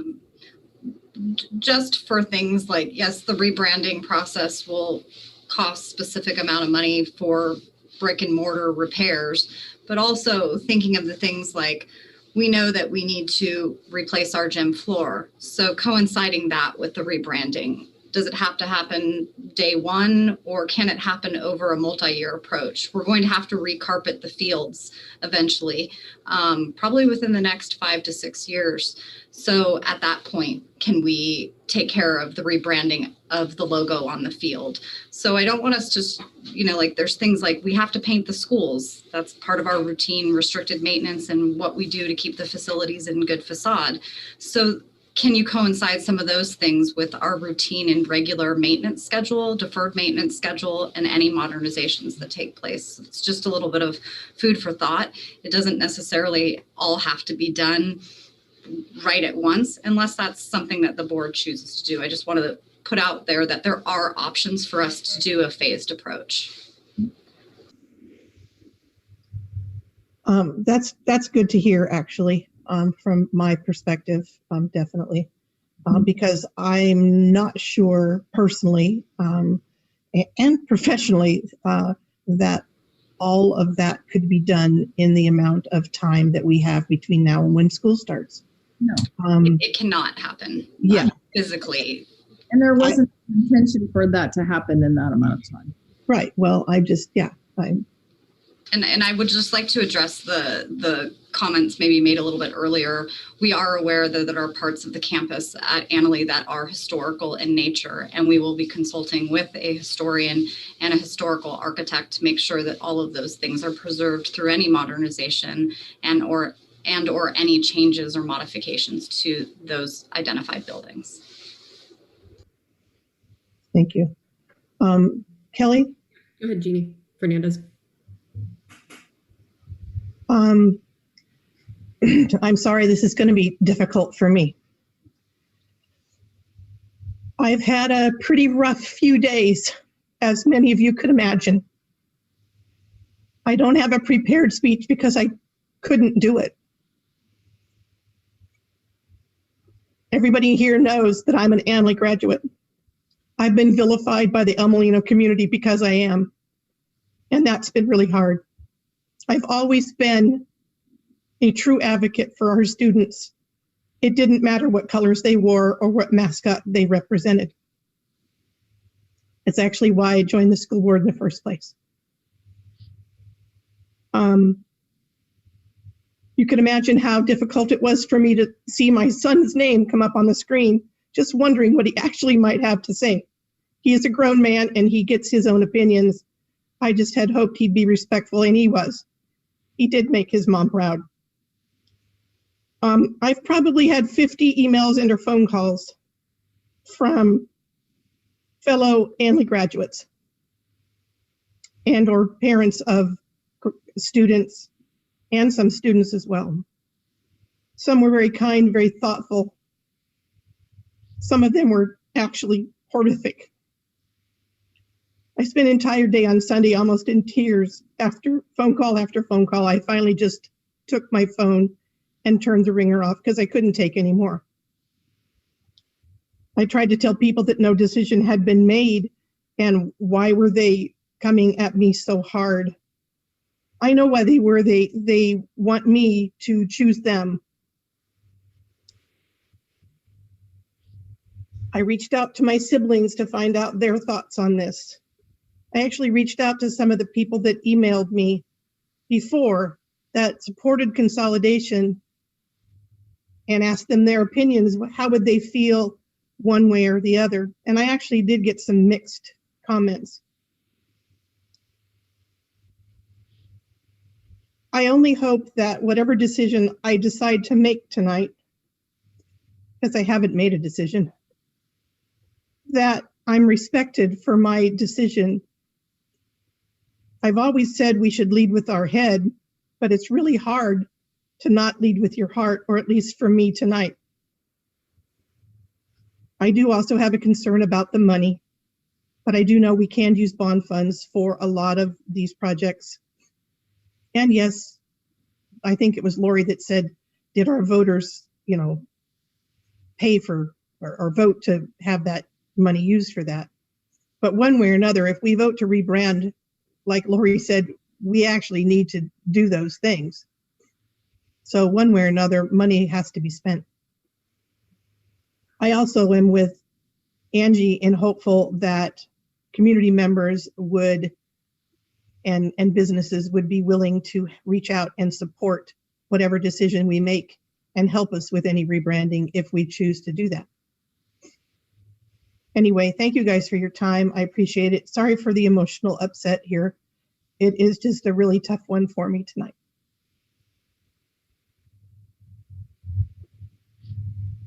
Okay, any other questions or comments from the board and our student board members? Okay, I ask, oh, go ahead, Lori. Just real quick to clarify, if we vote yes, we're going with rebranding. It does not all have to be done at once. Some of the repairs are coming out of the bond money in the future regardless, because those are just ongoing expenditures. Right. And I'd kind of like to hear from our students, student reps, to see what the students now are feeling about it, because we're speaking about it they've been quiet. And I know that Jeannie said you probably need to move forward, like Jeannie Broom. But Satori, have you got any comments? And, how's the Laguna group? I guess we're speaking about that as a later part of the board, how they're feeling about things.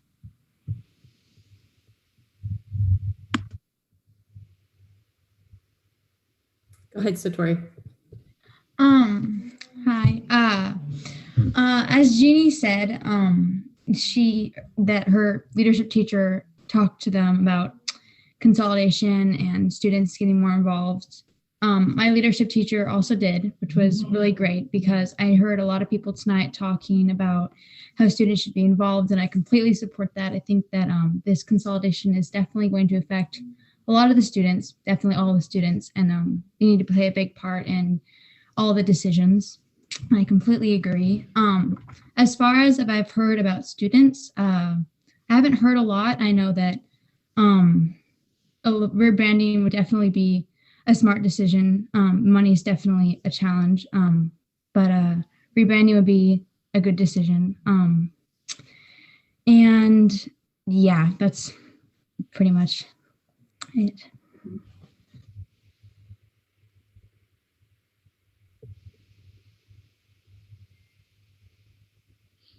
All right. Any other questions or comments from the board?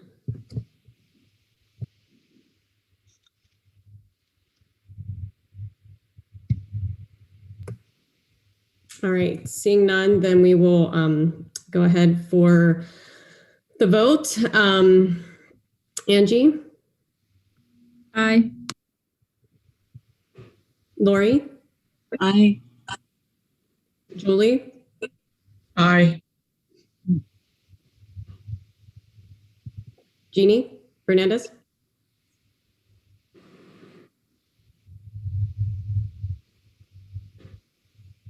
Aye. And Kelly Noe, aye. Jeannie Broom? Aye. Satori? Aye. All right. So now we will move on to our next item,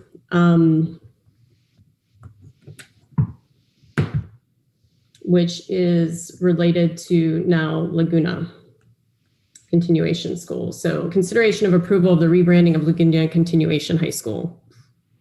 Okay. So this next item is also related to the consolidation scenario that was approved by the board in terms of the categorical exemption that was passed in January. So I think there are people in the audience that are asking about when that consolidation move was specified.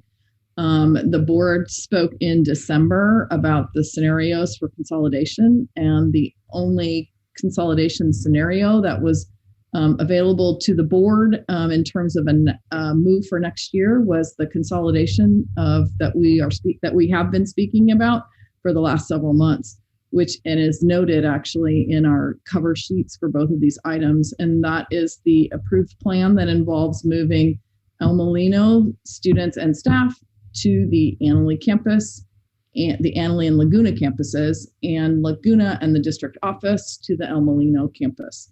That's the only consolidation option that is actually open to the board because it is the only one that has passed the CEQA process through the categorical exemption. So it's the only one that the board can consider.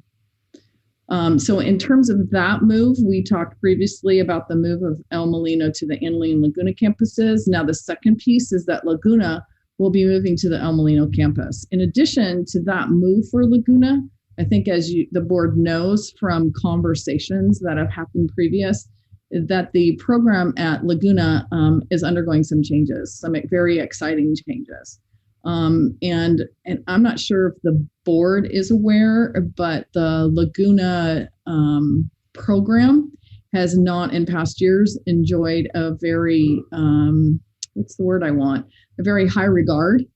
There's been some things that have come along with the Laguna program that are in some ways not so favorable in terms of the students that attend there, not certainly justified by the students that attend there. So there's some hope, there's some wanting of a change in not only the program at Laguna, but also the image of Laguna and the opportunity that it affords, since they're going to be moving from the campus which their name came from, which is Laguna de Santa Rosa, to an alternate campus. There's been some interest from staff in using this opportunity to also rebrand the Laguna name along with its mascot and colors. I know that Allie Green, who is the principal at the school, I know she is available and she can also speak to this for the board. So you guys know Allie. Hi. Anything you'd want to add? Go ahead. Sorry, I'm not, this is not polished and I'm sorry for that.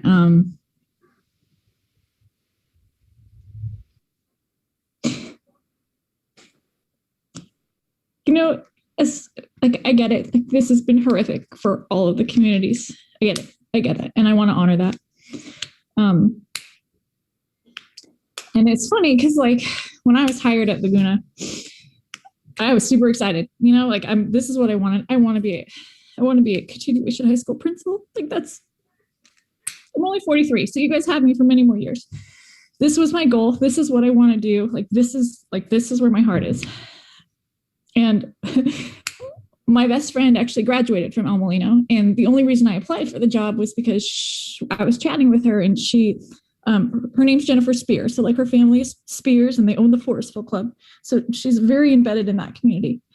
And like when I was talking to her about Laguna, she's like, why would you want to go there? Like that's where all the bad kids go. And that sucks. And that's hard. And that's hard for me. And that's hard for our kids. And and I feel like they're my kids. Like, you know, I'm a teacher at heart and I will always be a teacher. And like the kids are my kids. And like every day to have to contend with that Laguna is where the bad kids go, that's hurtful. And the fact alone that like Laguna has this history of kids being kind of kicked out of their comprehensive high schools, that's traumatic. Like we talk about trauma around schools, like that's horrifically traumatic to be part of a campus community and then essentially to be pushed out of that campus community. And we've been working all year to try to reverse some of that, you know, and like we're a continuation school, which means we are intended for at-risk kids. And we've done a phenomenal job with about 50% of our population, right? We took the kids and like, we have been a safety net, and that's what our teachers, we've been the safety net for the district, and we've been successful with about 50% of our kids. And then there's 50% we're not successful with. And then there's kids sitting at the 2 comprehensive high schools right now who are not successful at those comprehensive high schools, and they need something different. And we need to be broader than just Laguna where the bad kids go. And, you know, like one thing they tell you, like when you go through the admin programs, is don't go on Facebook, don't read the comments. And I went down that rabbit hole and like, I read the comments, and like, as much as people in the community say like, oh no, we love Laguna, that is not what the comments are currently reflecting. That is not what the community is currently saying about our kids.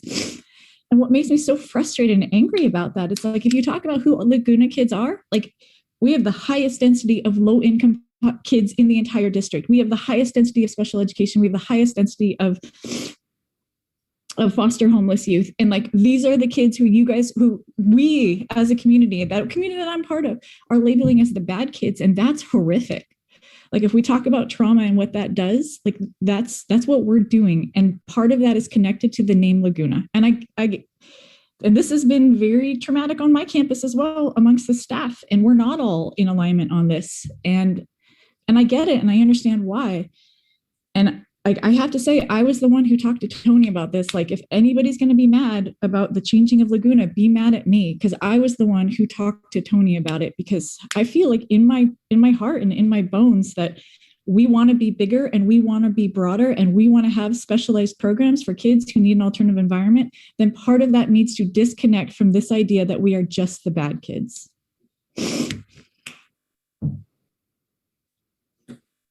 Thank you for letting me speak. Yeah. Thank you, Allie. So now I will bring it back to the board for we need a motion before we enter into board discussion or questions. We need a motion.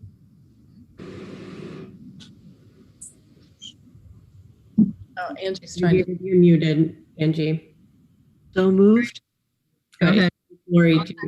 Okay, thanks, Angie.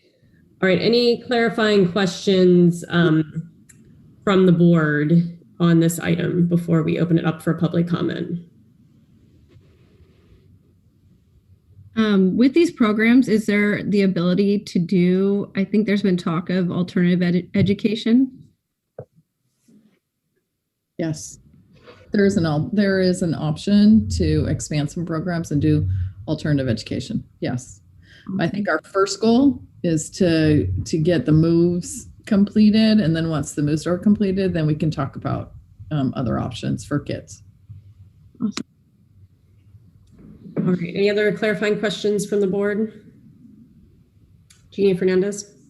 Oh yes, my question is: can this rebranding process include making it more of an alternative school than a consolidation? I mean, and not just a continuation high school. Yes. I think we have, I don't know if it's an obligation or responsibility to offer a continuation option, because continuation is about having kids pick up credits. But we can certainly look at expanding alternative programs to include alternatives for students as well. Okay, thank you. And then I think, Julie, did you have a question? I just wanted to say that I think it's as well as rebranding, we need to change our thought process and understand that these are all our kids. So I really appreciate, Allie's comments. Right. So we'll have a time to come back to the board and make comment and have discussion. Does anyone else have any other clarifying questions before we open it up for public comment? All right, Lori. With the move to of Laguna to Elmo, will there also be the availability of a distance learning option on that campus? Mm-hmm. Allie is also in charge of our independent study program because her title is Principal of Alternative Education. So she runs all of the independent study programs. So yes, and those programs are all distance learning. If you're asking about the continuation high school, a component of what they do now is also via distance learning. So yeah, that is definitely an option that we can continue and expand. Okay. Thank you. All right, we will open it up for public comment on this item. Again, this item is specific to public comment related to the move of rebranding Laguna Continuation School. So we'll give it a couple minutes.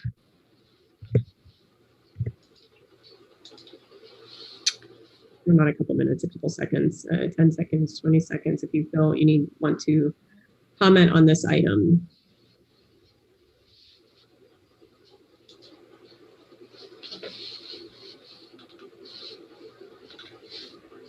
All right, looks like we have 4 people and we'll end it at 15 people. Joe Maloney will end at you. And we have 15 people who will speak. How much time do we want to give? Do we want to stick with minutes? That seem good? Yeah, okay. So we'll give them 2 minutes. And again, this really, I know just the topic of consolidation is broad, and we do want to hear about comments related to Laguna. So thank you very much. And we will start our public comment period. Second, our first public speaker is Gillian Hayes, then Tara Del Drago, Jolene Johnson, Junie Curtis, and Julie McLeland. And Gillian, you have the floor. Hi, can you hear me? We can hear you. Great. School board members, why aren't the kids involved with this decision? Oh, wait, because you're forcing them into one campus in 5 months that impact them without their input. Wow, rebranding, crying over a school name. Where is your conscience? Have you no morality? You shut our school last week and now you're crying about a school name? Excuse me, this item is about Laguna rebranding. It's about rebranding. You're talking about a new name and you're crying about school names and rebranding Laguna when you shut our school. This is about you guys and your decision, not involving students in the rebranding, not involving students in the consolidation, not involving student input at all. This is on you, Kelly, Jeannie, Lori, your vote. You guys did this, put our kids in a situation that no child in a pandemic should ever be in. And you did this. Now you're not even taking care of it in the right way. You're making decisions for them about moving forward to rebrand or not. You didn't even send them a darn survey. Tears? Why don't you hold my daughter Friday morning bawling in my arms and see what real tears look like?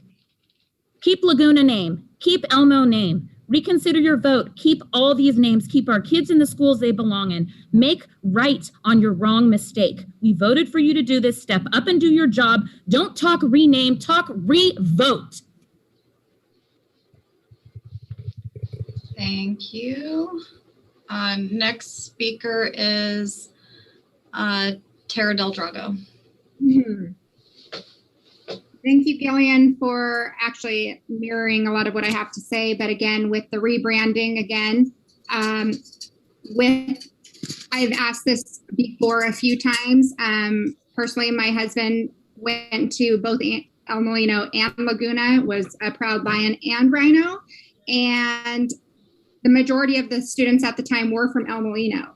I've asked twice now how many students at Laguna are from El Molino versus how many are from Annalee. So why not just bring everybody home if that's the case as well? And we have 2 amazing campuses that can accommodate all kids. This has been going on for way too long. Why can't Laguna kids be added to El Molino and keep both campuses? Why not keep this fair? Save both the schools for all the kids and make it happen. We can absolutely do this. We want to do this. And if it involves the rebranding, again, it is absolutely deserved for every single kid involved. I have 2 8th graders coming in. My twin daughters are going to be freshmen next year. I have not once been asked to be on any committee. I have not once been reached out to. I am very involved. I am a board president. I'm a very involved member of this community. I work at a school. Yet I have never once heard anything about wanting to be involved in any of these things. And I would have been absolutely more than happy to. My daughters help with every single aspect of trying to save their school, any fundraiser, anything that happens, as well as most of their. It's really about Laguna rebranding. I appreciate your comments and can you. That has to do with the rebranding as too. The kids haven't been once asked. Not once. So this involves the kids. You guys are making this decision for the kids. This involves the kids. So you guys should not be going forward with any of these decisions. It should happen, but you need more time. So involve the kids, give them time to make it happen, and don't make a hasty decision. Thank you. Thank you.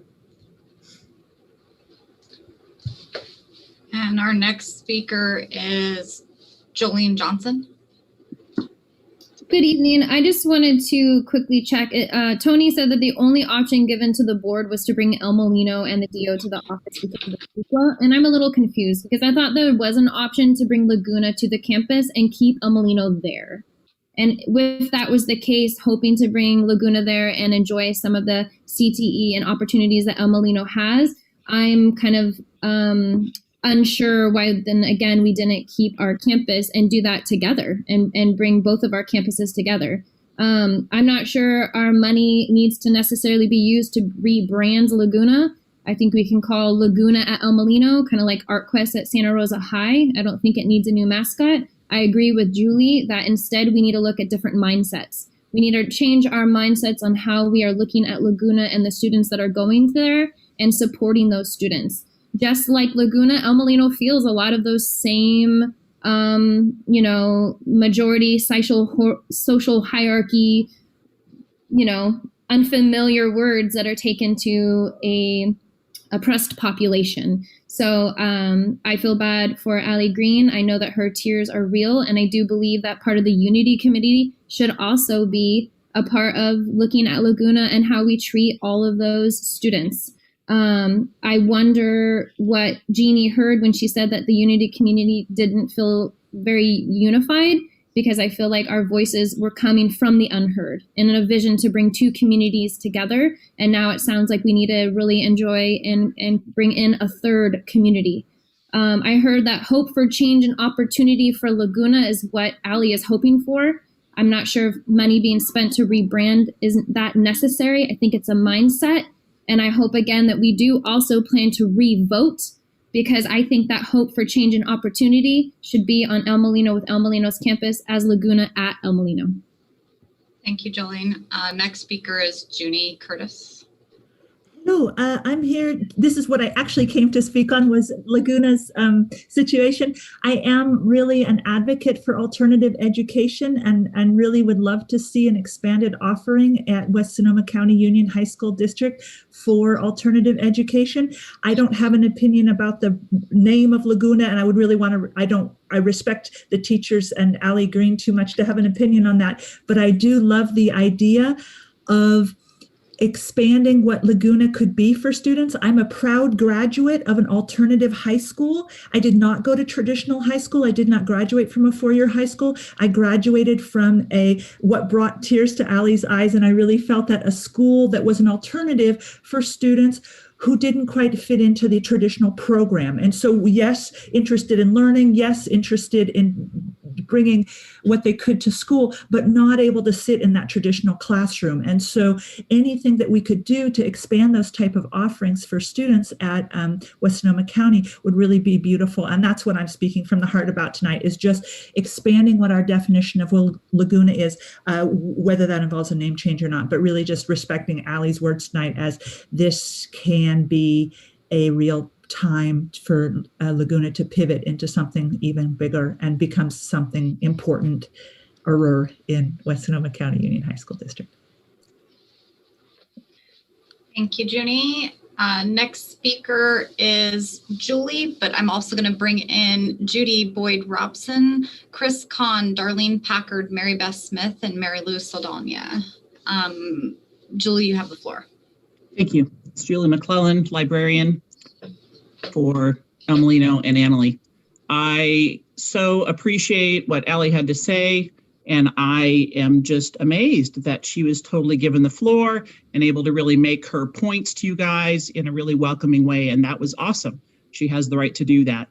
I guess I'm a little bit calling it out that wasn't afforded to Matt Dunkel last week and was cut off, and I thought that was super disrespectful, and I hope that he will also be given that opportunity to speak to the board in the same way that Allie was just welcomed to make the point. I certainly am looking forward to Laguna having some other opportunities. I agree with what Ms. Johnson said. I hope that could be El Molino at the campus, and that we welcome the Laguna students and would be able to offer them services that they are not in classes and things that they are not being able to be offered at their current campus.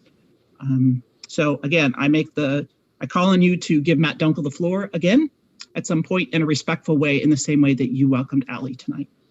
Thank you. Thank you. Next person is Judy Boyd Robson. Just a reminder to, when I bring you in the room, I know you want to unmute yourself, but please don't, because then you move out of order and it screws my brain up. Thank you. Judy, are you with us? Don't make me sing. Judy, can you hear us? There you go. There you go. Thank you for having me. As all of you know that's on the board, my son is a senior this year at Laguna, and I so sentiment what Allie and Ms. Johnson said, and I'm crying too also. I vote to keep Laguna's name and do move it over to El Molino so we can expand the programs for those kids. These kids that go there are a unique bunch of kids, and they need to have the expanded programs and opportunities that traditional high school has, but we always end up getting the short end of the stick because we're a small school and we have a limited enrollment. If we do move over to Laguna, or Laguna moves over to El Molino, we can keep the name Laguna because that's who we are. And that's who those kids are. They're rhinos. They fight and they keep going. They come from a different environment than what traditional high school kids come from Elmo or Anley. And these are the kids that can't make it in the schools that go over there to Laguna. And they deserve the same opportunities as the other high school kids have. So I say keep the name Laguna and give them the programs that the other kids have. And let's be fair across the whole board when we're talking about fairness. And I just want to tell everybody at Laguna, I love you guys. Thank you. Thank you. Next speaker is Chris Kahn. Hey, thank you. First thing I wanted to say is, Allie, I think you've been doing an awesome job. Everything is great. What have you been doing? I have young children and friends whose children have gone to Laguna. I have family members who have actually gone to Laguna as well. It gives them an opportunity to do something that they were not able to do in the traditional setting. So you're doing an awesome job, and believe me, all of us out here in the community do appreciate that. Secondly, in regards to moving the rebranding of Laguna to El Molino, Laguna's campus is extremely small. They don't really have an opportunity to do a hell of a lot. Bringing it over to El Molino campus, I think is a great idea. Obviously, we could keep the El Molino students there too as one bigger campus. That'd be appreciated. But for rebranding them, one of the things which differentiates the Laguna students from everybody else is that they are pretty much on their own. They need their own self of identity. As I said, they are rhino. They are people who fight. They're strong. They try to go ahead and do things better. Putting El Molino and Anley together, rebranding them because they're going to be on one campus makes sense. Rebranding Laguna and taking away that self of, hey, we are something special. We are something different. I think that's not exactly a good move on our part. I mean, I hope the board goes and votes tonight for a group to go ahead and study into that, because this is just that, looking into it, not actually doing it. But I hope that when they're done at the end, they actually decide to, not rebrand Laguna at the end, but allow them to keep their own name and their own specific identity, because they are separate from the other parts of the school for all operational purposes. Thank you. Thank you. Next speaker, Darlene Packard. Hi, can you hear me? Yes.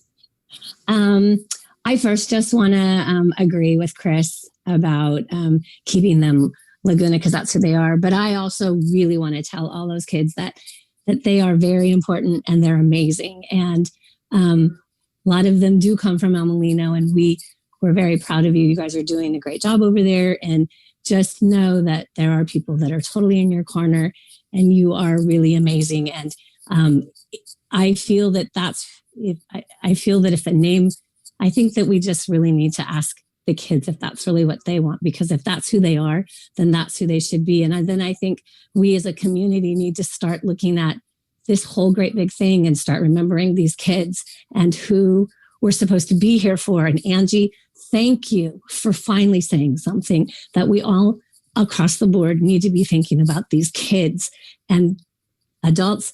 It's hard for us. We're emotional. I'm right there with you all. I mean, ask my family. I've been bawling for days. Ask everybody at school. I've been bawling for days. But at some point, we got to start thinking about these kids, and that's who's important. And every single kid on every single campus deserves to feel like they are important. And so just remember, all you kids out there that are listening, you are very important, and we are going to do what's right by you. Thank you. Thank you. Next speaker is Mary Beth. Make sure to mute yourself, you guys. Mary Beth, you have the floor.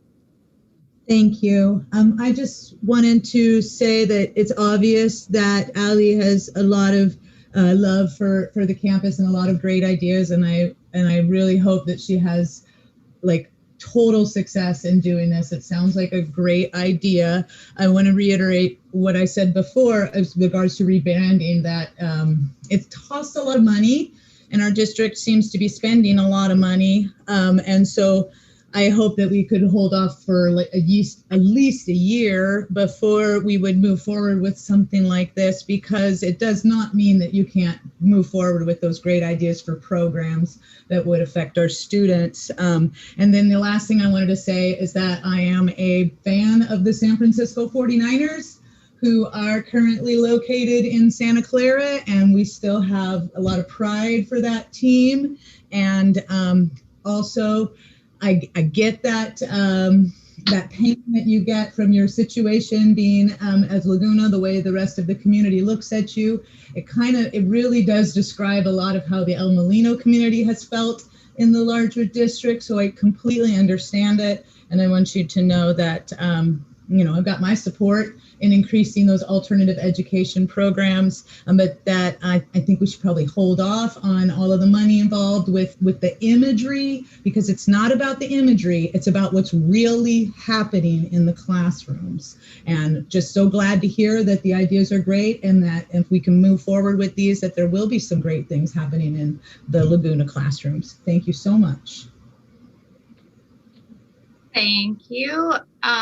Next speaker is Mary Lou Sadalnia. Then I'm bringing in Liana Whistler, Jason Fernandez, and our last speaker is Violet Tyndall. Yes, Gina, I see that your hand is raised, but I was told to cut it off at Joe Maloney, and he disappeared. So I apologize. Hello? Yes. There you are. Great, I'm ready. Good evening, buenas noches. This is Marilu Saldana, school counselor at El Molino High School. I wanted to just share just a couple seconds. I have a family background of challenges. I have a brother who experienced expulsion. I understand the Laguna students with all my heart, con todo mi corazón. And I'm right there with you, Allie. I understand where you're coming from. However, I think that to make a solid decision for the board, and again, what I see a lot, I've been taking notes, is that there's a lot of confusion, a lot of discombobulation within the trustee members in regards to decisions that are being made within our school district for our schools and for our students.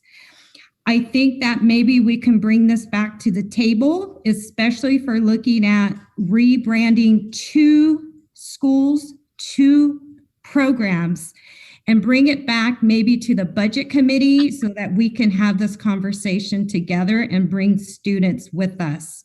We did not have students as part of the committee. I think that there's a lot of confusion, a lot of conversation about costs that board members have expressed, but I do think that a Laguna rebranding is probably the one we need to bring back to the table to have an inclusive community together, because this is one item that was not part of our previous conversations as a committee. Last, Nuevo León. A little bit of history. El Molino had Nuevo León alternative ed program. Let's grow together. Thank you, Mary Lou. Next speaker is Liana Whistler. Hi, my name is Leanna Whistler. I'm an alumni of El Molino High School. Can you hear me okay? We can hear you just fine. Okay, so I'm an alumni of El Molino. My middle daughter's an alumni of El Molino, and my youngest daughter also attends El Molino. The first thing I want to say is that I don't agree with the consolidation. I'm confused by the whole thing. I do feel like it's rushed. I feel like that voting for rebranding, Annalee, and the things that you're doing are in a rushed capacity, and it's not fair to our children. And that I do think that our children need voices in this entire process that we're going through. But I will say that my youngest daughter, who is a junior at El Molino, has been on independent study since the pandemic started, or has gone through the process. And she's at Laguna right now, or with Allie Green. And I think that if you are going to rebrand Annalee, that you need to also rebrand Laguna, that's the only fair thing for our children. Again, I want to say that I do not agree with the consolidation, but if you are going to rebrand, that you need to rebrand all of the schools, and that you need to do so in not such a rushed manner, because it's not fair to our children. Thank you. Thank you. Next speaker is Jason Fernandez. Thank you for welcoming me back. I appreciate it. I had a few questions in regards to this whole situation. Again, we had talked about bond money being used for the facility. There's a bunch of items in regards to the rebranding of all of the campuses that are not facility related, and where is that money going to come from to deal with that? As well as, will the current kids and students even be at any of these campuses when these changes are made, like the rebranding of the names of the football fields and everything that involves a rebranding? How long is that process going to take to implement all these changes if it goes that way? As well as, how many years to implement those name changes? Are we going to have an investigation into find out how much it's going to cost, and then decide to come back from that and say, well, it costs too much, there's too much money involved with it, we don't have that fiscal responsibility able to do that? How are we going to be able to make that decision? Is there a way to come back from this decision once you've made it? Or is it all this way, and then we'll find out what it pays for at the end, and then the next group of people who come to the school will pay for it? I appreciate the time. Thank you. And our last speaker is Violet Tyndall.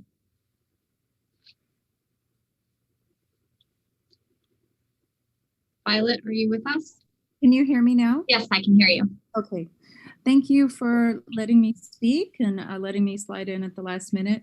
I'm a special education teacher at Annalee High School.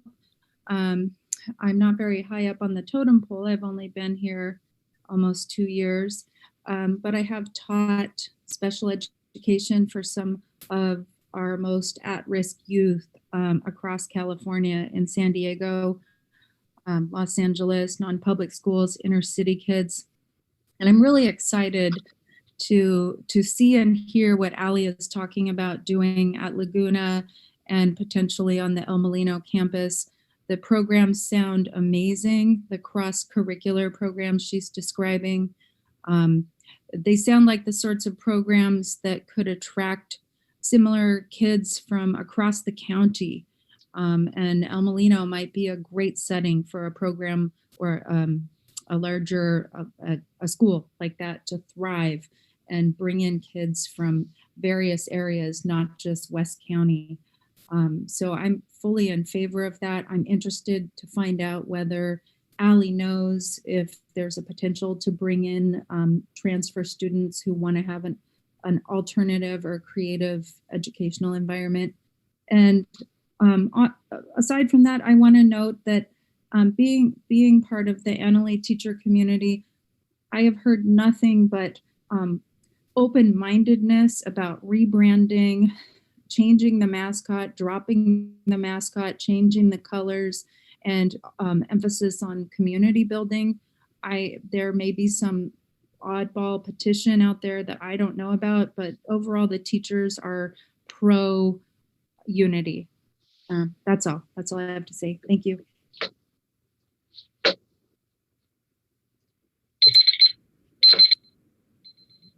Did everyone hear that, or just me? It was really, It's the timer at the end of the thing that I never let get there, so it was me. Thank you. So can I just clarify something? Yes. There's like minimal to no cost in this rebranding effort.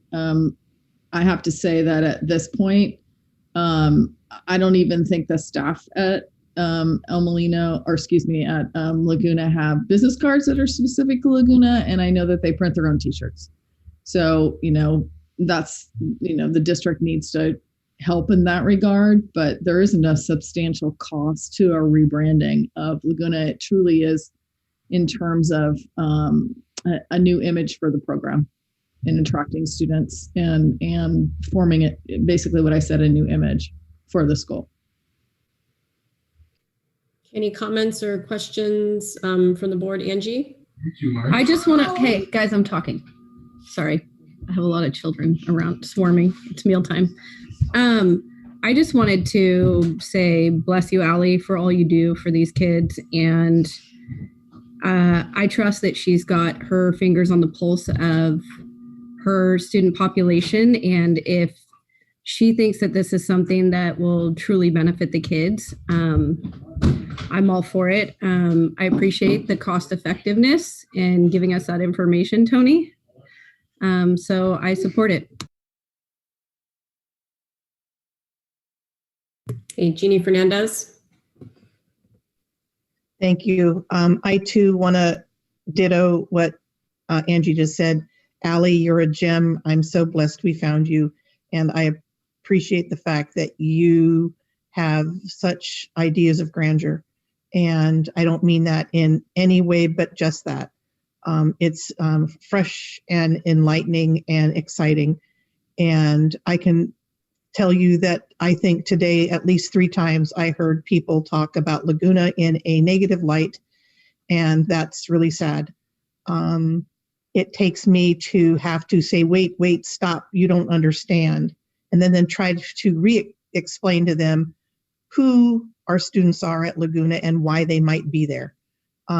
So yes, a fresh new look and a fresh name might actually be a really encouraging and bright thing for our community. Julie? I just wanted to clarify if Allie's still available. What did she say that, how did the teachers feel about rebranding? I wasn't clear on what she said about that. You're muted, Tony. I'm not sure if Allie's still available. I know she's had several conversations with her staff. I think the majority of them are on board. I think there's a couple that are resistant to the change. So I think there's 10 staff. I think there's 8 that are on board and 2 that are a little resistant to the change. She's talked to several classrooms about it. How about like the students? Were they polled at all? She said that, I'm just going to tell you what she said. She said that she's talked to a couple of classes and they would like to be anything other than associated with directly with Annalee or El Molino. They want to be their own school. So there's a couple classes that she's had a chance. You have to remember we're on distance learning. So I think that's been a little difficult to gather that information directly from staff, from students. The plan, as the plan is with the other rebranding request, is that the board would say yes, and then she will, then the efforts to engage everyone in the process of the rebranding will happen after this decision has been made.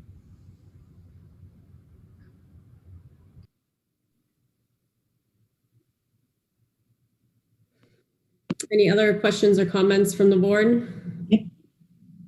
Lori, go ahead. I'd really like to say that I think that the students at Laguna deserve every opportunity for expanded opportunities and alternative ed. I think that they have a lot to contribute and that we need to really look at what's in their best interests and particularly give them the support, the emotional support, the academic support, the job opportunities, the training that they really need. And they're doing a great job with changing the direction from, alternative, not alternative, but kind of like small, held apart from the community to being included in the community at large. It's really important for these kids.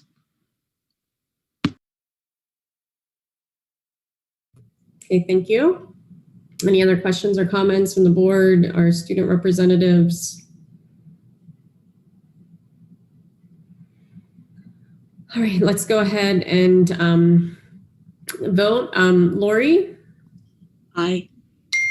Jolie? Aye. Angie? Aye. Jeannie Fernandez? Aye. Kelly Noe? Aye. Jeannie Broom? Aye. And Satori? Aye. All right, thank you. And now we will move on to our next item for the evening, which I believe Mia will give us the overview for this item under Human Resources, which is the discussion of timeline for recruitment of West County principal.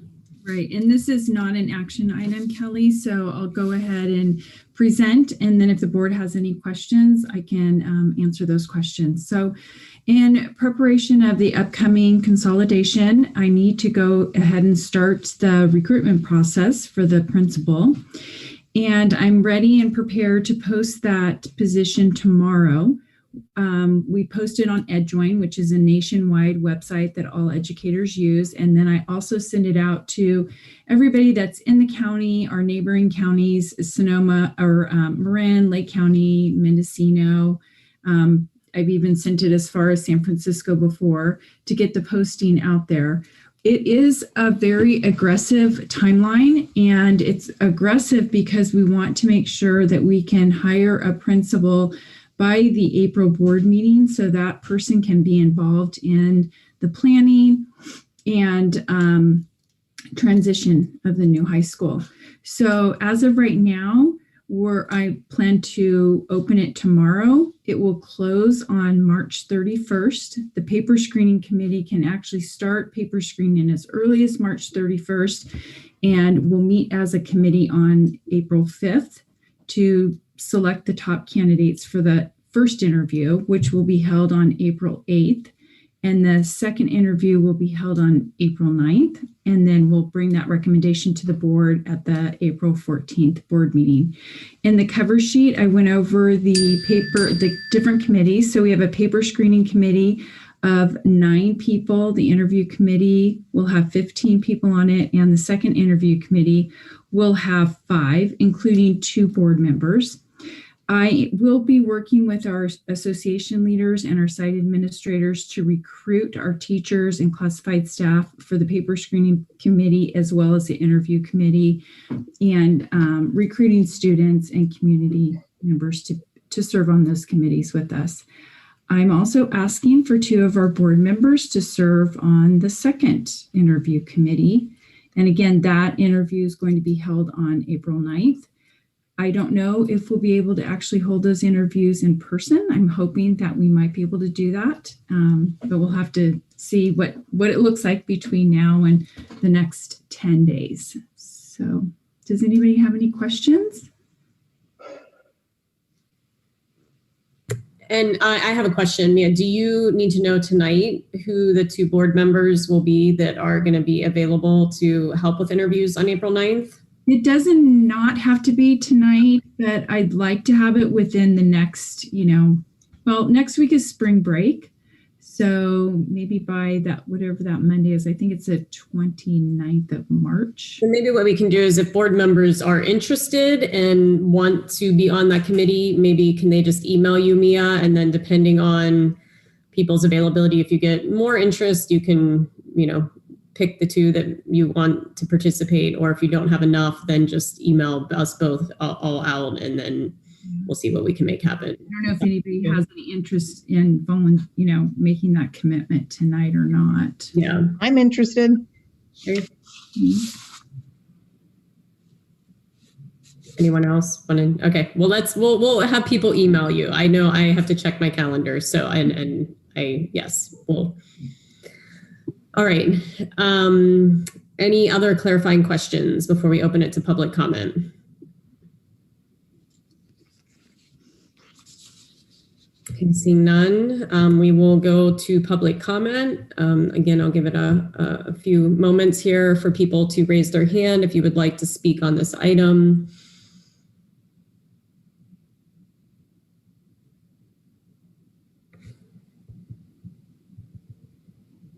Okay, it looks like we have 6 people, and we will, one more stop at Kelly Espinoza. And so we have 7 people. I guess we will continue. Does it seem good to continue with our 2-minute timeline?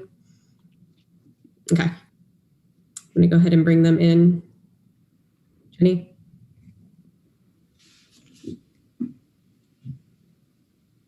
Sorry, I had to unmute myself.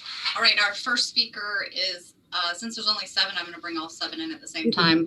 Alana Thistle, Liana Whistler, Tracy Klein, Jesselie Mills, Mary Bracken, Tara Del Drago, and last but not least, Kelly Espinoza. And Alana, you have the floor. Hi, this is Clay Thistle, Alana Thistle's husband. I think I heard the schedule right. You're going to pick a principal in 3 weeks? I mean, it seems like the same continued rush theme, that just leads to failures. I think we already have 2 great principals. Has there been any thought of them sharing as co-principals to maybe help transition the kids into consolidation? Again, no plan, slow down. You really need to figure it out. Otherwise, there's going to be the continued failures. It's just disappointing. Dunkel spent 10 years building a great high school, right? Who are you going to go looking for? They're already here. Thank you. Thank you. Next speaker is Liana Whistler. Hi, it's Liana Whistler again, and can you guys hear me okay? We can hear you just fine. Okay, I actually want to kind of back on what Mr. Thistle said, and that is you've got 2 principals, one at Annalee and one at El Molino right now. Why wouldn't you, as the board and as the West County Union High School District, consider utilizing those 2 principals for the transition period to help our students be able to, go through this process with the principals that they know instead of hiring a brand new principal. So my question is have you thought of that, using the 2 principals that are currently working at El Molino and Annalee? And if not, why? Thank you. Thank you. Our next speaker is Tracy Klein. Hi, this is Tracy Klein. I teach at El Molino. I've been blessed to have had Matt Dunkel as my leader for the last 10 years. I've met Shauna. She's a great leader too. I don't see why there's a need to go outside the district right away to find a new principal when we have 2 perfectly good principals working in the district. I also worked under 2 co-principals for many, many years at El Molino, and that's a model that we've proven to have worked. And so mirroring what the 2 previous speakers have said, I think that's a good solution. And you should slow down on and cool your jets on getting new leadership when the leadership we have right now works just fine. Thank you. And our next speaker is Jesselie Mills. Hello again, Jesselie Mills here.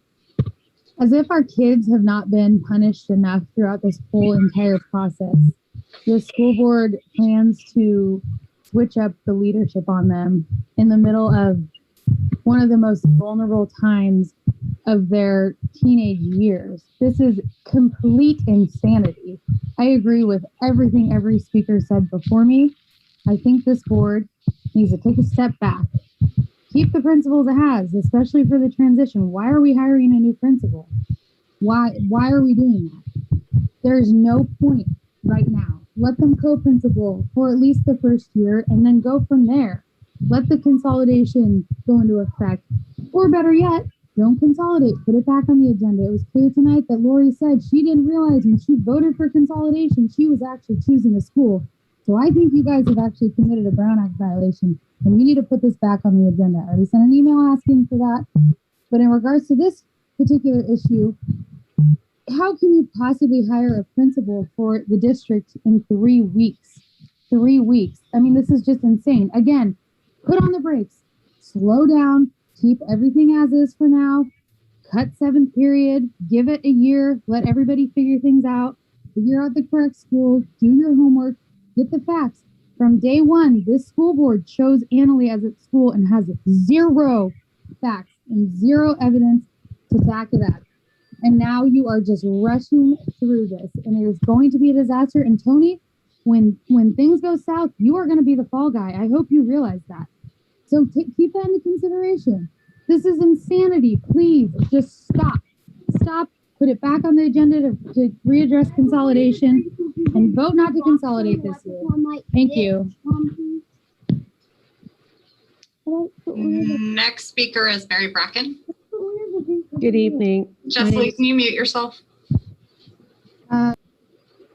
As referred to by previous speakers, pump the brakes. The federal government is about to release $2.7 million to this district alone.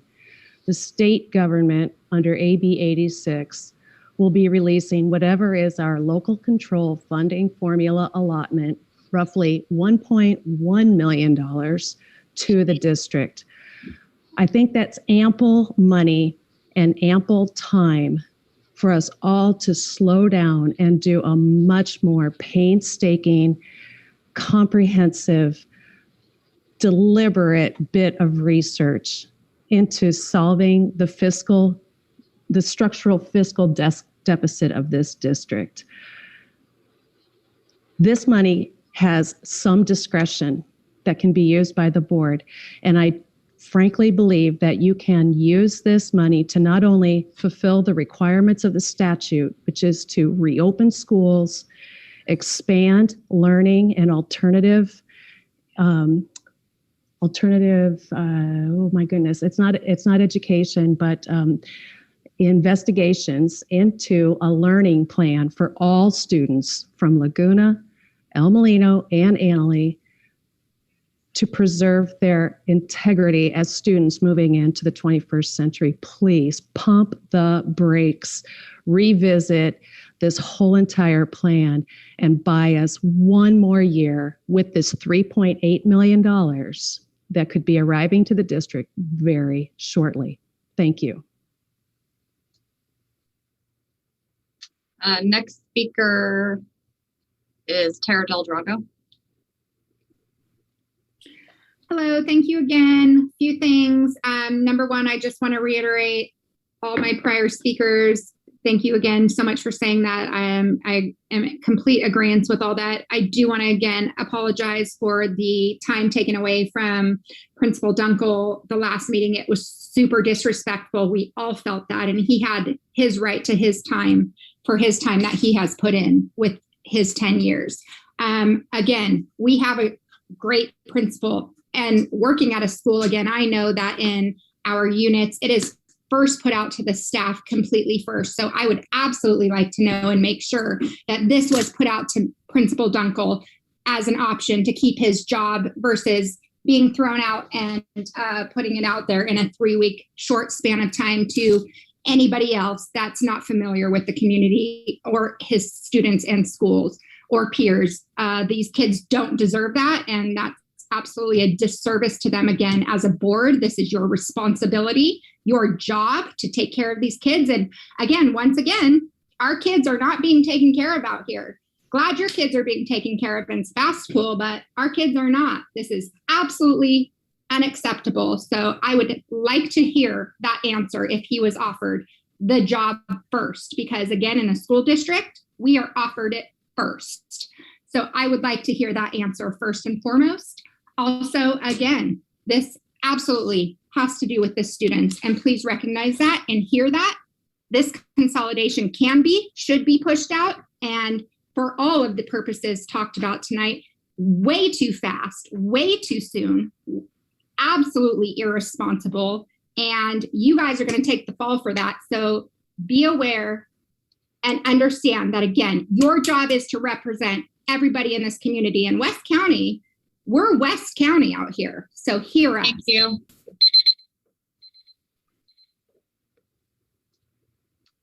Last speaker, Kelly Espinoza. Hi, can you hear me? Yes, we can.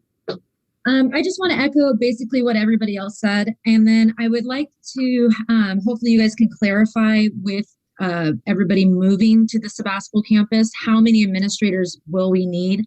I came from a big high school in Sacramento, around the same amount of attendance that is forecasted, and we had a principal and 3 vice principals.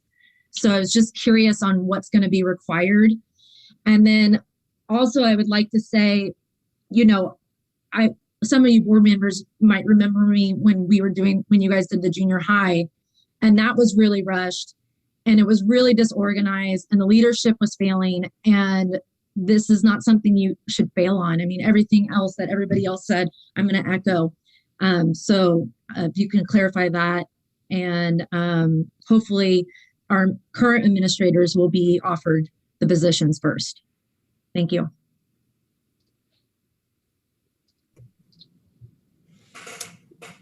Okay, we'll bring it back to the board. But before we do bring it back to the board, Tony, do you want to address any of the questions around sort of the timeline and the process? Yeah, I think what I want to say to the audience is that part of the reduction or part of the savings in consolidation is that there would only be one principal. One head administrator of the consolidated school. That's where a large portion of the savings from consolidation comes from. And because we wanted both of our administrators to be able to apply for the job, they are both eligible. And Mia, I know, has had several meetings with them where she's encouraged both of them to apply. So we are hoping that both of our administrators apply for the position. But we wanted the one head administrative position to be something that our whole community chose, which is why we're reaching out to our whole community to be on this committee. The plan is that there will be one principal, and then there will be 3 or probably 2.5 assistant principals, which is the equivalent of the staffing that we have in terms of assistant principals, but there would be only one principal for the one high school. I don't know, Mia, if you had some more that you wanted to add. No, you said it all. You covered it. Any other questions or comments from the board? Just for reference, I was wondering, Mia, if you could lay out what like a typical timeline would look like for selecting a principal. Like how long would that take normally if someone gave their letter of resignation with like ample time? Right. Well, this is really the hiring season right now. So typically we would open up a position for an administrator that would run anywhere from 3 to 4 weeks. So we're really not that much off of what we would normally post. And because it goes out nationwide, it's a broad area that it covers. And we're right at the perfect time to be advertising for any type of an administrator. So, and then typically we usually have, the thing that's kind of shortened up, that we shortened up a little bit, is the paper screening process. But because we can do our paper screening process now on the program that we use, it's an online program, the paper screening committee can actually start paper screening prior to the position actually closing. It makes it a lot easier than having, paper applications like we used to do. So that makes it a lot easier. And it does give us the ability to make that paper screening timeline shorter. Thank you. You're welcome. Any questions or comments from any other questions or comments from the board or student board members? Are we keeping our current vice principals? Yes, we do have one vice principal that resigned. One of the vice principals at Anley High School, she's going to be leaving at the end of the school year. And then, so Erin Elliott and Danny Baris are going to remain as vice principals. Thank you. Mm-hmm. The other thing I should mention is that, once we get the principal on board, that principal will be a part of recruiting for that third vice principal. Great. Lori? I know, obviously, this is confidential information probably, but have either of the current principals given any indication if they're willing to apply? I can't really say, they haven't given me a decision yet, but we've had some really good conversations. I've spoken with both of them a couple times about it. Go ahead, Lori. Yeah, I think that continuity is really going to be important, and I'm really happy that Danny and Aaron are going to be there as vice principals to be able to help with that transition. That's going to be really invaluable because they both got a lot of tremendous experience and respect from their staffs. Right. And they both have been in the district, for a long time too. Aaron left and then came back, but they do have history here. Any other questions or comments?